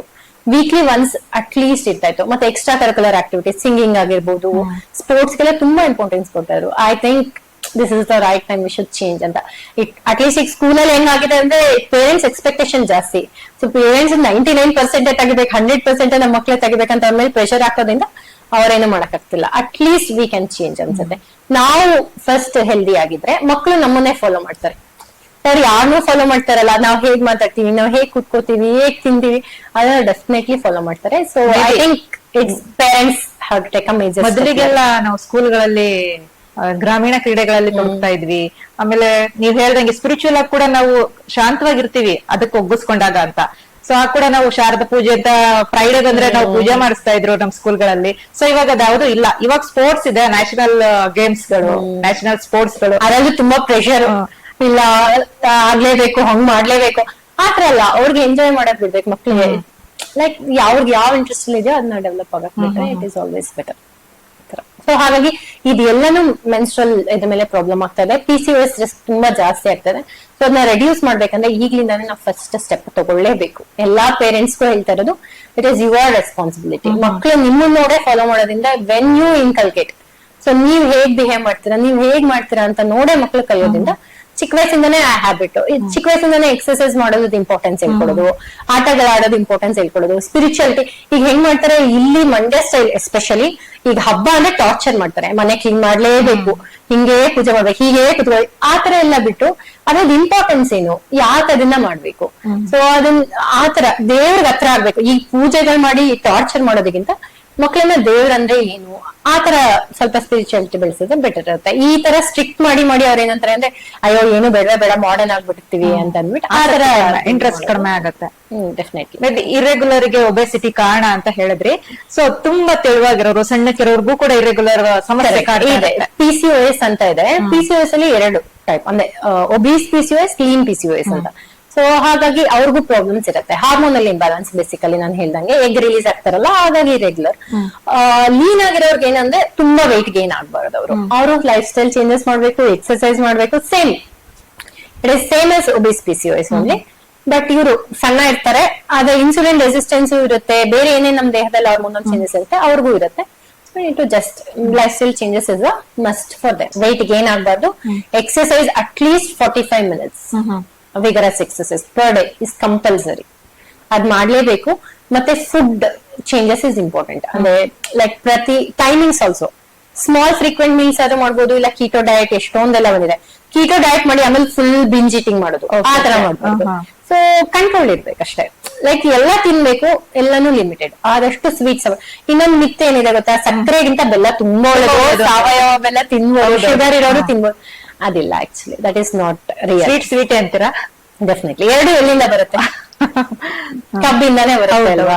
ಸೊ ಸ್ವಲ್ಪ ಮುಂಚೆ ಬೆಲ್ಲದಲ್ಲಿ ಏನಂದ್ರೆ ಕಬ್ಬಿನಾಂಶ, ಅದು ಕಬ್ಬಿನ ಪಾತ್ರೆಯಲ್ಲಿ ಕಾಯಿಸ್ತಾ ಇದ್ದಲ್ಲ ಗಾಣದಲ್ಲಿ, ಸೊ ಕಬ್ಬಿನಾಂಶ ಬೆಟರ್ ಇರ್ತಿತ್ತು ಅಂತ ಬೆಲ್ಲ ಬೆಟರ್ ಅಂತ ಹೇಳ್ತಾರೆ. ಇಟ್ಸ್ ನಥಿಂಗ್ ಕ್ಯಾಲರಿ ವೈಸ್, ಬೇರೆ ಎಲ್ಲಾದ್ರ ವೈಸ್ ಬೋತರಿ. Okay okay. ಸೊ ಈಗ ಇರ್ರೆಗ್ಯುಲರ್ ಬಗ್ಗೆ ಒಂದಷ್ಟು ಮಾಹಿತಿಗಳನ್ನ ಹೇಳಿದ್ರೆ, ಈಗ ನಾರ್ಮಲ್ ಪೀರಿಯಡ್ಸ್ ಅಂದ್ರೆ ಹೇಗಿರುತ್ತೆ? ನಾರ್ಮಲ್ ಪೀರಿಯಡ್ಸ್ ಆಕ್ಚುಲಿ ಅಂದ್ರೆ ಮೆನಾರ್ ಕಟ್ ಏನಾದ್ರು ಆಲ್ಮೋಸ್ಟ್ 12.5 to 13 years ಆ ರೇಂಜ್ ಅಲ್ಲಿ ಇರುತ್ತೆ. ಮೀನ್ ಏಜ್ ಹೇಳ್ತಾ ಇರೋದು ಅಪ್ ಟು 16 years ಆಗ್ಬೇಕು. 16 years ಆದ್ರೂ ಆಗಿಲ್ಲ ಅಂದ್ರೆ ಅವಾಗ್ಲೂ ಕನ್ಸಲ್ಟ್ ಮಾಡ್ಬೇಕು. ತುಂಬಾ ಲೇಟ್ ಆಯ್ತು ಅವಾಗ ಬೇರೆ ಏನಾದ್ರು ತೊಂದರೆ ಇದೆಯಾ, ಗರ್ಭಕೋಶ ಬೆಳವಣಿಗೆ ಆಗಿದ್ಯಾ ಇಲ್ವಾ, ಇಲ್ಲ ಕನ್ಯಾಪೊರೆ ಎಲ್ಲಿ ಹೋಲ್ ಇರ್ಬೇಕಲ್ಲ, ಅದು ಇಂಪರ್ಫೊರೇಟ್ ಹೈಮನ್ ಅಂತ ಹೇಳ್ತೀವಿ, ಆತರ ಏನಾದ್ರು ಇದೆಯಾ, ಬೇರೆ ಏನಾದ್ರು ಇಶ್ಯೂಸ್ ಇದೆಯಾ, ಟರ್ನರ್ ಸಿಂಡ್ರೋಮ್ ಅಂತ ಹೇಳ್ತೀವಿ, ಆ ತರದೆಲ್ಲ ಇಶ್ಯೂಸ್ ಏನಾದ್ರು ಇದೆಯಾ ಅಂತ, ಹಾರ್ಮೋನ್ಸ್ ಎಲ್ಲ ನಾರ್ಮಲ್ ಇದೆಯಾ ಅಂತ ಚೆಕ್ ಮಾಡಿಸ್ಬೇಕು. 16 years is a cut off. So ಅದಾದ್ಮೇಲೆ ನಾರ್ಮಲ್ ಆಗಿ 24 to 38 days ಒಳಗೆ ಇರಬೇಕು. ಈಗ 24 ದಿನಕ್ಕಿಂತ ಬೇಗ, ಈಗ 20 ದಿನಕ್ಕೆ ಆಗೋದು, 21 ದಿನಕ್ಕೆ ಆಗೋದು ಅಬ್ ನಾರ್ಮಲ್. 38 days ವರೆಗೆ ಓಕೆ. 38 days ಇಂದ 45 days ಆಗೋದು, 60 days ಆಗೋದು ಇದು ಅಬ್ ನಾರ್ಮಲ್. ಮತ್ತೆ ಬ್ಲೀಡ್ ಯೂಶಲಿ 4 to 8 days ವರೆಗೆ ಆಗ್ಬೇಕು. ಮತ್ತೆ ವಾಲ್ಯೂಮ್ 20 to 80 ml ಆಗ್ಬೇಕು. ಯೂಶಲಿ ಪೇನ್ ಇರಲ್ಲ, ಇದ್ರೆ mild first day pain is spasmodic pain ಅಂತ ಹೇಳ್ತೀವಿ. ಇನ್ನೊಂದು congestive type of pain dysmenorrhea, ಅದ್ ನಾನು ಆಗ್ಲೇ ಹೇಳಿದೆ. ಇನ್ಫೆಕ್ಷನ್ಸ್ ಇಲ್ಲ, ಅಡಿನೋಮೈಸಿಸ್, ಎಂಡೋಮೆಟ್ರೋಸಿಸ್ ಆ ತರ ಇದ್ದಾಗ ಆಗೋ ಚಾನ್ಸಸ್ ಇರುತ್ತೆ ಅಂತ. ಸೊ ಆ ತರ ಇರುತ್ತೆ. ಮತ್ತೆ ವಿತಿನ್ 8 days ವೇರಿಯೇಷನ್ ಅಲ್ಲಿ ಪೀರಿಯಡ್ಸ್ ಬರ್ಬೇಕು. ಮತ್ತೆ ಕ್ಲಾಟ್ಸ್ ಯೂಶಲಿ ಸ್ಮಾಲ್ ಕ್ಲಾಟ್ಸ್ ತರ ಹೋಗುತ್ತೆ. ಅಂದ್ರೆ ಗರ್ಭಕೋಶದ ಲೈನಿಂಗ್ ಏನಿರುತ್ತೆ ಅದು ಶೆಡ್ ಆಗ್ಬೇಕಲ್ಲ, ಸೊ ನಮಗೆ ಸ್ವಲ್ಪ ಕ್ಲಾಟ್ಸ್ ತರನೇ, ಇಲ್ಲ ವೈಟ್ ತರ ಸ್ವಲ್ಪ ಪೇಲ್ ರೆಡ್ ಕಲರ್ ತರ ಟಿಶ್ಯೂಸ್ ಎಕ್ಸ್ಪೆಲ್ ಆಗ್ಬೋದು. So that is normal. So ಇವತ್ತಿನ ದಿನ ನೀವು ಹೇಳ್ದಂಗೆ ಯೂಟ್ಯೂಬ್ ಗಳಲ್ಲಿ ಇದ್ರ ಬಗ್ಗೆ ಬಹಳಷ್ಟು ಮಾಹಿತಿಗಳನ್ನ ಕೊಡ್ತಾರೆ. ನೀವು ಕಲರ್ ಹೇಳಿದ್ರಲ್ಲ ಅಂತ ನಾನು ಈ ಪ್ರಶ್ನೆ ಕೇಳ್ತಾ ಇದ್ದೀನಿ. ಪ್ರತಿಯೊಂದು ಕಲರ್ಗೂ ರೆಡ್, ಮರೂನ್, ಡಾರ್ಕ್, ಅದರ ಲಿಟ್ರೇಚರ್ ಅಲ್ಲಿ ಆಕ್ಚುಲಿ ನಮ್ ಸ್ಟಡೀಸ್ ಅಲ್ಲಿ ಆತರ ಹಾರ್ಮೋನ್ಸ್ ಇಂಬ್ಯಾಲೆನ್ಸ್ ಇರುತ್ತೆ. ಕಲರ್ಗೂ ಕೂಡ ಅದಕ್ಕೂ ಆತರ ಯೂಶಲಿ ಏನಿಲ್ಲ ಆ ತರದ್ದೆಲ್ಲ. ಬಟ್ ಕ್ಲಾಟ್ಸ್ ಆಗ್ಬಾರ್ದು, ನಾರ್ಮಲ್ ಲಿಕ್ವಿಡ್ ತರ ಬ್ಲಡ್ ಫ್ಲೋ ಇರುತ್ತೆ, ಆತರ ಇರುತ್ತೆ ಅಷ್ಟೇ. ಕೆಲವೊಂದ್ಸಲಿ ಸ್ಪಾಟಿಂಗ್ ಆಗೋವಾಗ, ಅಂದ್ರೆ ಈಗ ಆನ್ಯುವಲಿಟಿ ಸೈಕಲ್ ಇರುತ್ತೆ, ಪೀರಿಯಡ್ಸ್ ಬರಕ್ಕಿಂತ ಪ್ರಾಪರ್ ಪೀರಿಯಡ್ಸ್ ಬರಕ್ಕಿಂತ ಮುಂಚೆ ಚುಚ್ಚೂರ್ ಸ್ಪಾಟಿಂಗ್ ಆಗ್ಬೋದು, ಆತರ ಇರುತ್ತೆ ಅಷ್ಟೇ. ಇನ್ನು ಕೊನೆಯದಾಗಿ ಇಷ್ಟೆಲ್ಲಾ ತಿಳ್ಕೊಂಡ್ವಿ. ಕೊನೆಯದಾಗ ಒಂದ್ ಪ್ರಶ್ನೆ ಅನ್ನೋದಾದ್ರೆ, ಈ ಮೆನ್ಸುರಲ್ ಹೈಜೀನ್ ಬಗ್ಗೆ ಒಂದಷ್ಟು ಟಿಪ್ಸ್ ಗಳನ್ನ ಹೇಳ್ಬೋದು. ನಾವು ಎಲ್ಲರಂತ ಆಕ್ಟಿವಿಟಿ ಆಗಿ ಎಲ್ರು ನಗ್ನಗ್ತಾ ಆ ದಿನಗಳನ್ನ ಮರೆತು, ನಮ್ದು ಇದು ಹುಟ್ಟಿನ ದಿನಗಳು ಅನ್ನೋದನ್ನ ಮರೆತು ಲೈಫ್ ಲೀಡ್ ಮಾಡ್ಬೋದು ಅನ್ನೋದಕ್ಕೆ ಒಂದಷ್ಟು ಟಿಪ್ಸ್ ಗಳನ್ನ ಕೊಡೋದಾದ್ರೆ. Okay, first menstrual cycle is a normal thing. ಅಂದ್ರೆ ಅವ್ರನ್ನ ಔಟ್ಕಾಸ್ಟ್ ಮಾಡೋದಾಗ್ಲಿ, ನಾರ್ಮಲ್ ಲೈಫ್ ಲೀಡ್ ಮಾಡಬಾರ್ದು, ಎಲ್ಲೋ ಸೆಪರೇಟ್ ಆಗಿ ಕುತ್ಕೋಬೇಕು, ಅನ್ಟಚಬಲ್ ತರ ಟ್ರೀಟ್ ಮಾಡೋದನ್ನ ಫಸ್ಟ್ ಸ್ಟಾಪ್ ಮಾಡ್ಬೇಕು. ಸೊ ಎಲ್ಲಾ ತರನೇ ನಾರ್ಮಲ್ ರೂಟೀನ್ ಆಕ್ಟಿವಿಟೀಸ್ ಎಲ್ಲ ಮಾಡ್ಬೋದು. Second one menstrual hygiene. As I told earlier, ನಾನು ಮುಂಚೆನೆ ಹೇಳಿದ್ದೆ ಹಂಗೆ hand wash. So product touch ಮಾಡೋಕ್ಕಿಂತ ಮುಂಚೆ ಹ್ಯಾಂಡ್ ವಾಶ್, ಆಮೇಲೆ ಹ್ಯಾಂಡ್ ವಾಶ್ ಅದು ಇಂಪಾರ್ಟೆಂಟ್. ಮತ್ತೆ ಮೆನ್ಸ್ಟ್ರಲ್ ಪ್ರಾಡಕ್ಟ್ ಡಿಸ್ಕಾರ್ಡ್ ಮಾಡೋದು ಇಂಪಾರ್ಟೆಂಟ್. ಈಗ ಪ್ಯಾಡ್ ಯೂಸ್ ಮಾಡ್ತಾ ಇದ್ದೀರಾ ಅಂತಂದ್ರೆ ಅದನ್ನ ಎವ್ರಿ 6 hours ಚೇಂಜ್ ಮಾಡ್ಕೋಬೇಕು. ನೀಟಾಗಿ ಪೇಪರ್ ಅಲ್ಲಿ ರ್ಯಾಪ್ ಮಾಡಿ ಅದನ್ನ ಡಸ್ಟ್ಬಿನ್ ಅಲ್ಲಿ ಡಿಸ್ಕಾರ್ಡ್ ಮಾಡ್ಬೇಕಾಗುತ್ತೆ. ಕಮೋಡ್ ಗಳೆಲ್ಲ ಹಾಕಿ ಬ್ಲಾಕ್ ಮಾಡಿಸೋದು ಆ ತರದೆಲ್ಲ ಮಾಡ್ಬೋದು, ಎಷ್ಟೊಂದ್ಸಲಿ ಆಗುತ್ತೆ. ಮತ್ತೆ ಇನ್ನೊಂದು ಇದು ಬ್ರೀತಬಲ್ ಕ್ಲಾತ್ಸ್, ಅಂದ್ರೆ ಲೂಸ್ ಆಗಿರೋದು, ತುಂಬಾ ಟೈಟ್ ಪ್ಯಾಂಟೀಸ್ ಹಾಕೊಳ್ಳೋದು ಅದೆಲ್ಲ ಮಾಡ್ಬೇಡಿ. ಬ್ರೀತಬಲ್ ಕಾಟನ್ ಕ್ಲಾತ್ಸ್ ಆದಷ್ಟು ಯೂಸ್ ಮಾಡ್ಬೇಕು. ಮತ್ತೆ ಅದು ಮೆನ್ಸ್ಟ್ರಲ್ ಪ್ರಾಡಕ್ಟ್ಸ್ ನ ಯಾವಾಗ ಅದು ವೇರ್ ಅಂಡ್ ಟೇರ್ ಆಗುತ್ತೆ ಅಂತ ನೋಡ್ಕೊಂಡು ಈಗ ರೀಯೂಸಬಲ್ ಪ್ರಾಡಕ್ಟ್ಸ್ ನ ಅದನ್ನ ರಿಪ್ಲೇಸ್ ಮಾಡ್ಕೋಬೇಕು. ಮತ್ತೆ ಓಡರ್ ಏನಾದ್ರು ಇದ್ಯಾ ಆ ತರ ಇದ್ರೆ ಫ್ರೀಕ್ವೆಂಟ್ ಆಗಿ ಚೇಂಜ್ ಮಾಡ್ಕೊತಾ ಇರ್ಬೇಕಾಗುತ್ತೆ. ಏನಾದ್ರು ಇನ್ಫೆಕ್ಷನ್ ಆಯ್ತು, ಈಗ ಲೈಕ್ ಪ್ರಾಡಕ್ಟ್ಸ್ ಎಲ್ಲ ಯೂಸ್ ಮಾಡಿದ್ಮೇಲೆ ಏನಾದ್ರು ಇನ್ಫೆಕ್ಷನ್ ಆಯ್ತು, ಇಲ್ಲ ಅಲರ್ಜಿ ತರ ಏನಾದ್ರು ಯಾವ್ದಾದ್ರು ಪ್ರಾಡಕ್ಟ್ ಆಯ್ತು ಅಂದ್ರೆ ಡಾಕ್ಟರ್ ನ ಕನ್ಸಲ್ಟ್ ಮಾಡೋದು always better. So low absorbency products use ಮಾಡಿ, ಸೆಂಟೆಡ್ ಪ್ರಾಡಕ್ಟ್ಸ್ ತುಂಬಾ ಯೂಸ್ ಮಾಡಬೇಡಿ. ಮತ್ತೆ ಇನ್ನೊಂದು ಪೆರಿನಿಯಲ್ ಹೈಜೀನ್ ಅಲ್ಲಿ ಸ್ನಾನದ ಟೈಮ್ ಅಲ್ಲಿ ಮೈಲ್ಡ್ ಸೋಪ್ ಹಾಕಿ ನೀವು ವಾಶ್ ಮಾಡ್ಕೋತೀರಾ, ಪ್ರತಿ ಸಲ ಸೋಪ್ ಯೂಸ್ ಮಾಡಬಾರ್ದು. ಯಾಕಂದ್ರೆ ವಜನದಲ್ಲಿ ಬ್ಯಾಕ್ಟೀರಿಯಾ ಇರುತ್ತೆ, ಲ್ಯಾಕ್ಟೋಬೆಸ್ಲೈ ಅಂತ ಹೇಳ್ತೀವಿ. ಸೊ ಅದ್ ಏನ್ ಮಾಡುತ್ತೆ, pH ಕಡಿಮೆ ಇರುತ್ತೆ. pH ಅಂದ್ರೆ ನಾರ್ಮಲ್ ಏನಂದ್ರೆ 4.5 ಗಿಂತ ಕಡಿಮೆ ಇರುತ್ತೆ. ಅಷ್ಟು ಕಡಿಮೆ pH ಅಲ್ಲಿ ಬ್ಯಾಕ್ಟೀರಿಯಾ ಗ್ರೋ ಆಗಲ್ಲ, ಬ್ಯಾಕ್ಟೀರಿಯಾ ಫಂಗಸ್ ಅದೆಲ್ಲ ಗ್ರೋ ಆಗಲ್ಲ. ಸೊ ಹಾಗಾಗಿ ಪದೇ ಪದೇ ಸೋಪ್ ಯೂಸ್ ಮಾಡಿದ್ರೆ ಆ ಬ್ಯಾಕ್ಟೀರಿಯಾ ಡೆತ್ ಆಗುತ್ತೆ. ನಮ್ ಗಟ್ಟಲ್ಲೂ ಇರುತ್ತೆ, ಅಂದ್ರೆ ಕಲ್ಲಲ್ಲಿ ಕೂಡ ಇದೇ ತರ ಬ್ಯಾಕ್ಟೀರಿಯಾ ಇರುತ್ತೆ. ಸೊ ಹಾಗಾಗಿ ವಾಶ್ ಅಂದ್ರೆ ಪ್ರತಿ ಸಲ ಸೋಪಲ್ಲಿ ಯೂಸ್ ಮಾಡಬೇಡಿ, ಸೋಪ್ ಯೂಸ್ ಮಾಡ್ಬೇಡಿ. ಒಂದ್ಸಲಿ ವಾಶ್ ಆದ್ಮೇಲೆ, ಸ್ನಾನ ಆದ್ಮೇಲೆ ಪ್ಲೇನ್ ವಾಟರ್ ಅಲ್ಲಿ ರಿನ್ಸ್ ಮಾಡ್ಕೊಳ್ಳಿ. ಡ್ರೈ ಇಟ್ಕೊಳ್ಳೋದು ಆಲ್ವೇಸ್ ಇಂಪಾರ್ಟೆಂಟ್. ವೆಟ್ ಮಾಯ್ಸ್ಟ್ ಎಲ್ಲ ಇಟ್ಕೋಬೇಡಿ. ಆದಷ್ಟು ನಾರ್ಮಲ್ ಡೇಸ್ ಅಲ್ಲೂ ಆಗ್ಲಿ ಯೂರಿನ್ ಪಾಸ್ ಮಾಡಿದ್ಮೇಲೆ ವಾಶ್ ಮಾಡಿದ್ಮೇಲೆ ಟಿಶ್ಯೂ ಇಲ್ಲ ಕ್ಲೀನ್ ಕಾಟನ್ ಕ್ಲಾತ್ ಇಟ್ಕೊಂಡು ಡ್ರೇಪ್ ಮಾಡ್ಕೊಂಡು ಡ್ರೈ ಮಾಡ್ಕೋಬೇಕು, ಡ್ಯಾಪ್ ಮಾಡ್ಕೊಂಡು ಒಂದು. ಮತ್ತೆ ಇನ್ನೊಂದು V wash external products, V wash ಅಂತಾನೆ ಅಲ್ಲ, ಎಷ್ಟೊಂದೆಲ್ಲ ಒಳಗಡೆ ರಿನ್ಸ್ ಮಾಡ್ಕೊಳಕ್ ಯೂಸ್ ಮಾಡ್ತಾರೆ, ಅದೆಲ್ಲ ರೆಕಮೆಂಡೆಡ್ ಇಲ್ಲ, ಆಕ್ಚುಲಿ ಯೂಸ್ ಮಾಡಬಾರ್ದು. ಆಯ್ತಾ? ನಮ್ ಆಲ್ರೆಡಿ ಬಾಡಿ ಮೆಕ್ಯಾನಿಸಮ್ ಹೇಗಿದೆ ಅಂತಂದ್ರೆ ಬ್ಯಾಕ್ಟೀರಿಯಾ ಫ್ಲೋರಾ ಇರುತ್ತಲ್ಲ, ಅದೇ ಸಾಕು ನಮ್ಗೆ ಇನ್ಫೆಕ್ಷನ್ ಆಗದೆ ಇರೋ ತರ ತಡೆಗಟ್ಟಕ್ಕೆ. ಮತ್ತೆ ಸೆಕ್ಷುಲಿ ಆಕ್ಟಿವ್ ಆಗಿರೋರು ಇಂಟರ್ಕೋರ್ಸ್ ಗಿಂತ ಮುಂಚೆ, ಇಂಟರ್ಕೋರ್ಸ್ ಆದ್ಮೇಲೆ ವಾಶ್ ಮಾಡ್ಕೊಂಡು ಯೂರಿನ್ ಪಾಸ್ ಮಾಡೋದು ಬೆಟರ್. ಇದೆಲ್ಲ ಇನ್ಫೆಕ್ಷನ್ಸ್ ಆಗೋ ಚಾನ್ಸಸ್ ಇರತ್ತೆ. ಸೊ ವಿ ವಾಶ್ ಯೂಸ್ ಮಾಡಿ. ಮತ್ತೆ ಟಾಲ್ಕ್ ಯೂಸ್ ಮಾಡಬಾರ್ದು, ಪೌಡರ್ ಯೂಸ್ ಮಾಡಬಾರ್ದು. ಟೈಸ್ ಹತ್ರ ಯಾವುದೇ ರೀತಿ ಪೌಡರ್ ಯೂಸ್ ಮಾಡಬಾರ್ದು. ಏನಾಗುತ್ತೆ ಅಂದ್ರೆ ಪೌಡರ್ ಆಕ್ಚುಲಿ ಮೇಲೆ ಅಸೆಂಡ್ ಆಗುತ್ತೆ. ಲೈಕ್ ನಮ್ reproductive track, uterus, tubes, ovaries ಹತ್ರ ಹೋಗಿ ಓವರಿಯನ್ ಕ್ಯಾನ್ಸರ್ ರಿಸ್ಕ್ ಜಾಸ್ತಿ ಆಗುತ್ತೆ. ಈಗ ಜಾನ್ಸನ್ ಅಂಡ್ ಜಾನ್ಸನ್ ಬೇಬಿ ಎಷ್ಟೊಂದು ಲಂಗ್ಸ್ ಹೋಗಿ ಆಸ್ಬೆಸ್ಟೋಸ್ ಆಗಿದೆ. ಮತ್ತೆ ಓವರಿಯನ್ ರಿಸ್ಕ್ ಯಾರು ಟೈಸ್ ಹತ್ರ ಜಾಸ್ತಿ ಯೂಸ್ ಮಾಡ್ತಾರೋ ಅದು ಅವ್ರಿಗಿರುತ್ತೆ. ಮತ್ ಚಿಕ್ಕ ಮಕ್ಕಳಿಂದಾನು ಅಷ್ಟೇ, ಗರ್ಲ್ ಬೇಬೀಸ್ ಬಾಯ್ ಬೇಬೀಸ್ ಯಾರಾದ್ರೂ ಗೊನಾಡ್ಸ್ ತುಂಬಾ ಸೆನ್ಸಿಟಿವ್. ಸೊ ಹಾಗಾಗಿ ಟಾಲ್ಕ್ ಯೂಸೇ ಮಾಡಬಾರ್ದು. ಟೈಸ್ ಹತ್ರ ಡೆಫಿನೆಟ್ಲಿ 100%. ಮಾಯಿಶ್ಚರೈಸರ್ ಎಲ್ಲ ಬಳಸ್ತಾರಲ್ಲ ಅವರಿಗೆ ಮಾಯಿಶ್ಚರೈಸರ್ ಓಕೆ, ಇಲ್ಲ ಅಂದ್ರೆ ನ್ಯಾಚುರಲ್ ಕೋಕೋನಟ್ ಆಯಿಲ್ಸ್ ಅಪ್ಲೈ ಮಾಡ್ಕೊಂಡ್ರೆ ಬೆಟರ್ ಇರುತ್ತೆ. Moisturiser is also okay, but ascend ಆಗಲ್ಲ. ಪೌಡರ್ ಅಂದ್ರೆ ಪೌಡರ್ ಫಾರ್ಮ್ ಇರುತ್ತೆ, ಇಟ್ ವಿಲ್ ಅಸೆಂಡ್ ಆತರ. ಸೊ ಅದೊಂದು. ಮತ್ತೆ ಫ್ರೀಕ್ವೆಂಟ್ ಆಗಿ ಚೇಂಜ್, ಹೈಡ್ರೇಟೆಡ್ ಇರಬೇಕು. Low to moderate intensity exercise is always advisable. ಒಂದು ಮೂಡ್ ಲೈಕ್ ಇಂಪ್ರೂವ್ ಆಗುತ್ತೆ, ಎನರ್ಜೆಟೈಸ್ ಆಗುತ್ತೆ, ವೀಕ್ನೆಸ್ ಕಡಿಮೆ ಮಾಡುತ್ತೆ. ಅದ್ರ ಜೊತೆಗೆ ಅಬ್ಡಮಿನಲ್ ಮಸಲ್ ಸ್ಟ್ರೆಂಥನ್ ಆದ್ರೆ ಸ್ವಲ್ಪ ಇಂಟೆನ್ಸಿಟಿ ಆಫ್ ಪೇನ್ ಕಡಿಮೆ ಆಗುತ್ತೆ. ಸೊ ಮತ್ತೆ ಮಕ್ಕಳಿಗೆ ಬೇಗ ಮೆನಾರ್ಕಟ್ಟೆ ಏನಾಗ್ತಾ ಇರೋದ್ರಿಂದ ಅವ್ರ ಪೇರೆಂಟ್ಸ್ ಜೊತೆ ಅಷ್ಟು ಕ್ಲೋಸ್ ಆಗಿ ಇಲ್ಲದೆ ಇದ್ರೆ, ಇನ್ ಕೇಸ್ ಮನೇಲಿ ಅವೇರ್ನೆಸ್ ಸಿಗುತ್ತೆ, ಅದೇ ತರ ಸ್ಕೂಲ್ಗಳಲ್ಲೂ ಮೆನ್ಸ್ಟ್ರಲ್ ಹೈಜೀನ್ ಅವೇರ್ನೆಸ್ ಪ್ರೋಗ್ರಾಮ್ಸ್ ಮಾಡೋದು ಇಸ್ ಆಲ್ವೇಸ್ ಬೆಟರ್. ಅಲ್ಲಿ ಅವರು ಫ್ರೀ ಆಗಿ ಫ್ರೆಂಡ್ಸ್ ಇರ್ತಾರೆ, ಏನ್ ಕ್ವಶನ್ಸ್ ಇರುತ್ತೆ ಅಂತ ಅಂದ್ಬಿಟ್ಟು ಅವರು ಫ್ರೀ ಆಗಿ ಕೇಳ್ಕೋಬಹುದು. ಹೆಸಿಟೇಷನ್ ಕಡಿಮೆ ಆಗುತ್ತೆ. ಏನಾದ್ರು ಇಶ್ಯೂಸ್ ಇತ್ತಂದ್ರೆ ಟೀಚರ್ಸ್ ನ ಅವರು ಅಪ್ರೋಚ್ ಮಾಡೋ ತರ ಇರುತ್ತೆ. So that is better. So ಹಾಗೆ ಹೆಲ್ದಿ ಮೆನ್ಸ್ಟ್ರಲ್ ಸೈಕಲ್ ಇಟ್ಕೊಳ್ಳೋದು ಆರ್ ಮೇನ್ ಗೋಲ್. ಸೊ ಅದಕ್ಕೋಸ್ಕರನೇ ಮೆನ್ಸ್ಟ್ರಲ್ ಅದಕ್ಕೋಸ್ಕರ ಅಂತ ಏನಾದ್ರು ಹೆಲ್ದಿ ಫುಡ್ ಆ ದಿನಗಳಲ್ಲಿ ಒಂದು ಸಾಲ್ಟ್ ಕಡಿಮೆ ಮಾಡ್ಬೇಕು. ಅಂದ್ರೆ ಆಗ ವೇಟ್ ಗೆ ಸ್ವಲ್ಪ ಆಗಿರುತ್ತೆ, ಅದ್ರ ಜೊತೆಗೆ ವಾಟರ್ ರಿಟೆನ್ಷನ್ ಆಗೋದ್ರಿಂದ, ನೀರು ಹಿಡಿದಿಟ್ಕೊಳ್ಳೋದ್ರಿಂದ ಇನ್ನೊಂದ್ ಸ್ವಲ್ಪ ಮೂಡ್ ಸ್ವಿಂಗ್ಸ್ ಎಲ್ಲ ಚಾನ್ಸಸ್ ಇರುತ್ತೆ. Spicy food, salted foods, junk foods ಆದಷ್ಟು ಅವಾಯ್ಡ್ ಮಾಡ್ಬೇಕು. ಸೊಪ್ಪು ತರಕಾರಿ ಜಾಸ್ತಿ, ಫ್ರೂಟ್ಸ್ ಜಾಸ್ತಿ ತಗೊಳ್ಳಿ, ಜಾಸ್ತಿ ಲಿಕ್ವಿಡ್ಸ್ ತಗೊಳ್ಳಿ, ಹೈಡ್ರೇಟೆಡ್. ಈ ಮೊಸರು ಮಜ್ಜಿಗೆ ಇಂಥವೆಲ್ಲ ತಗೋಬಹುದು.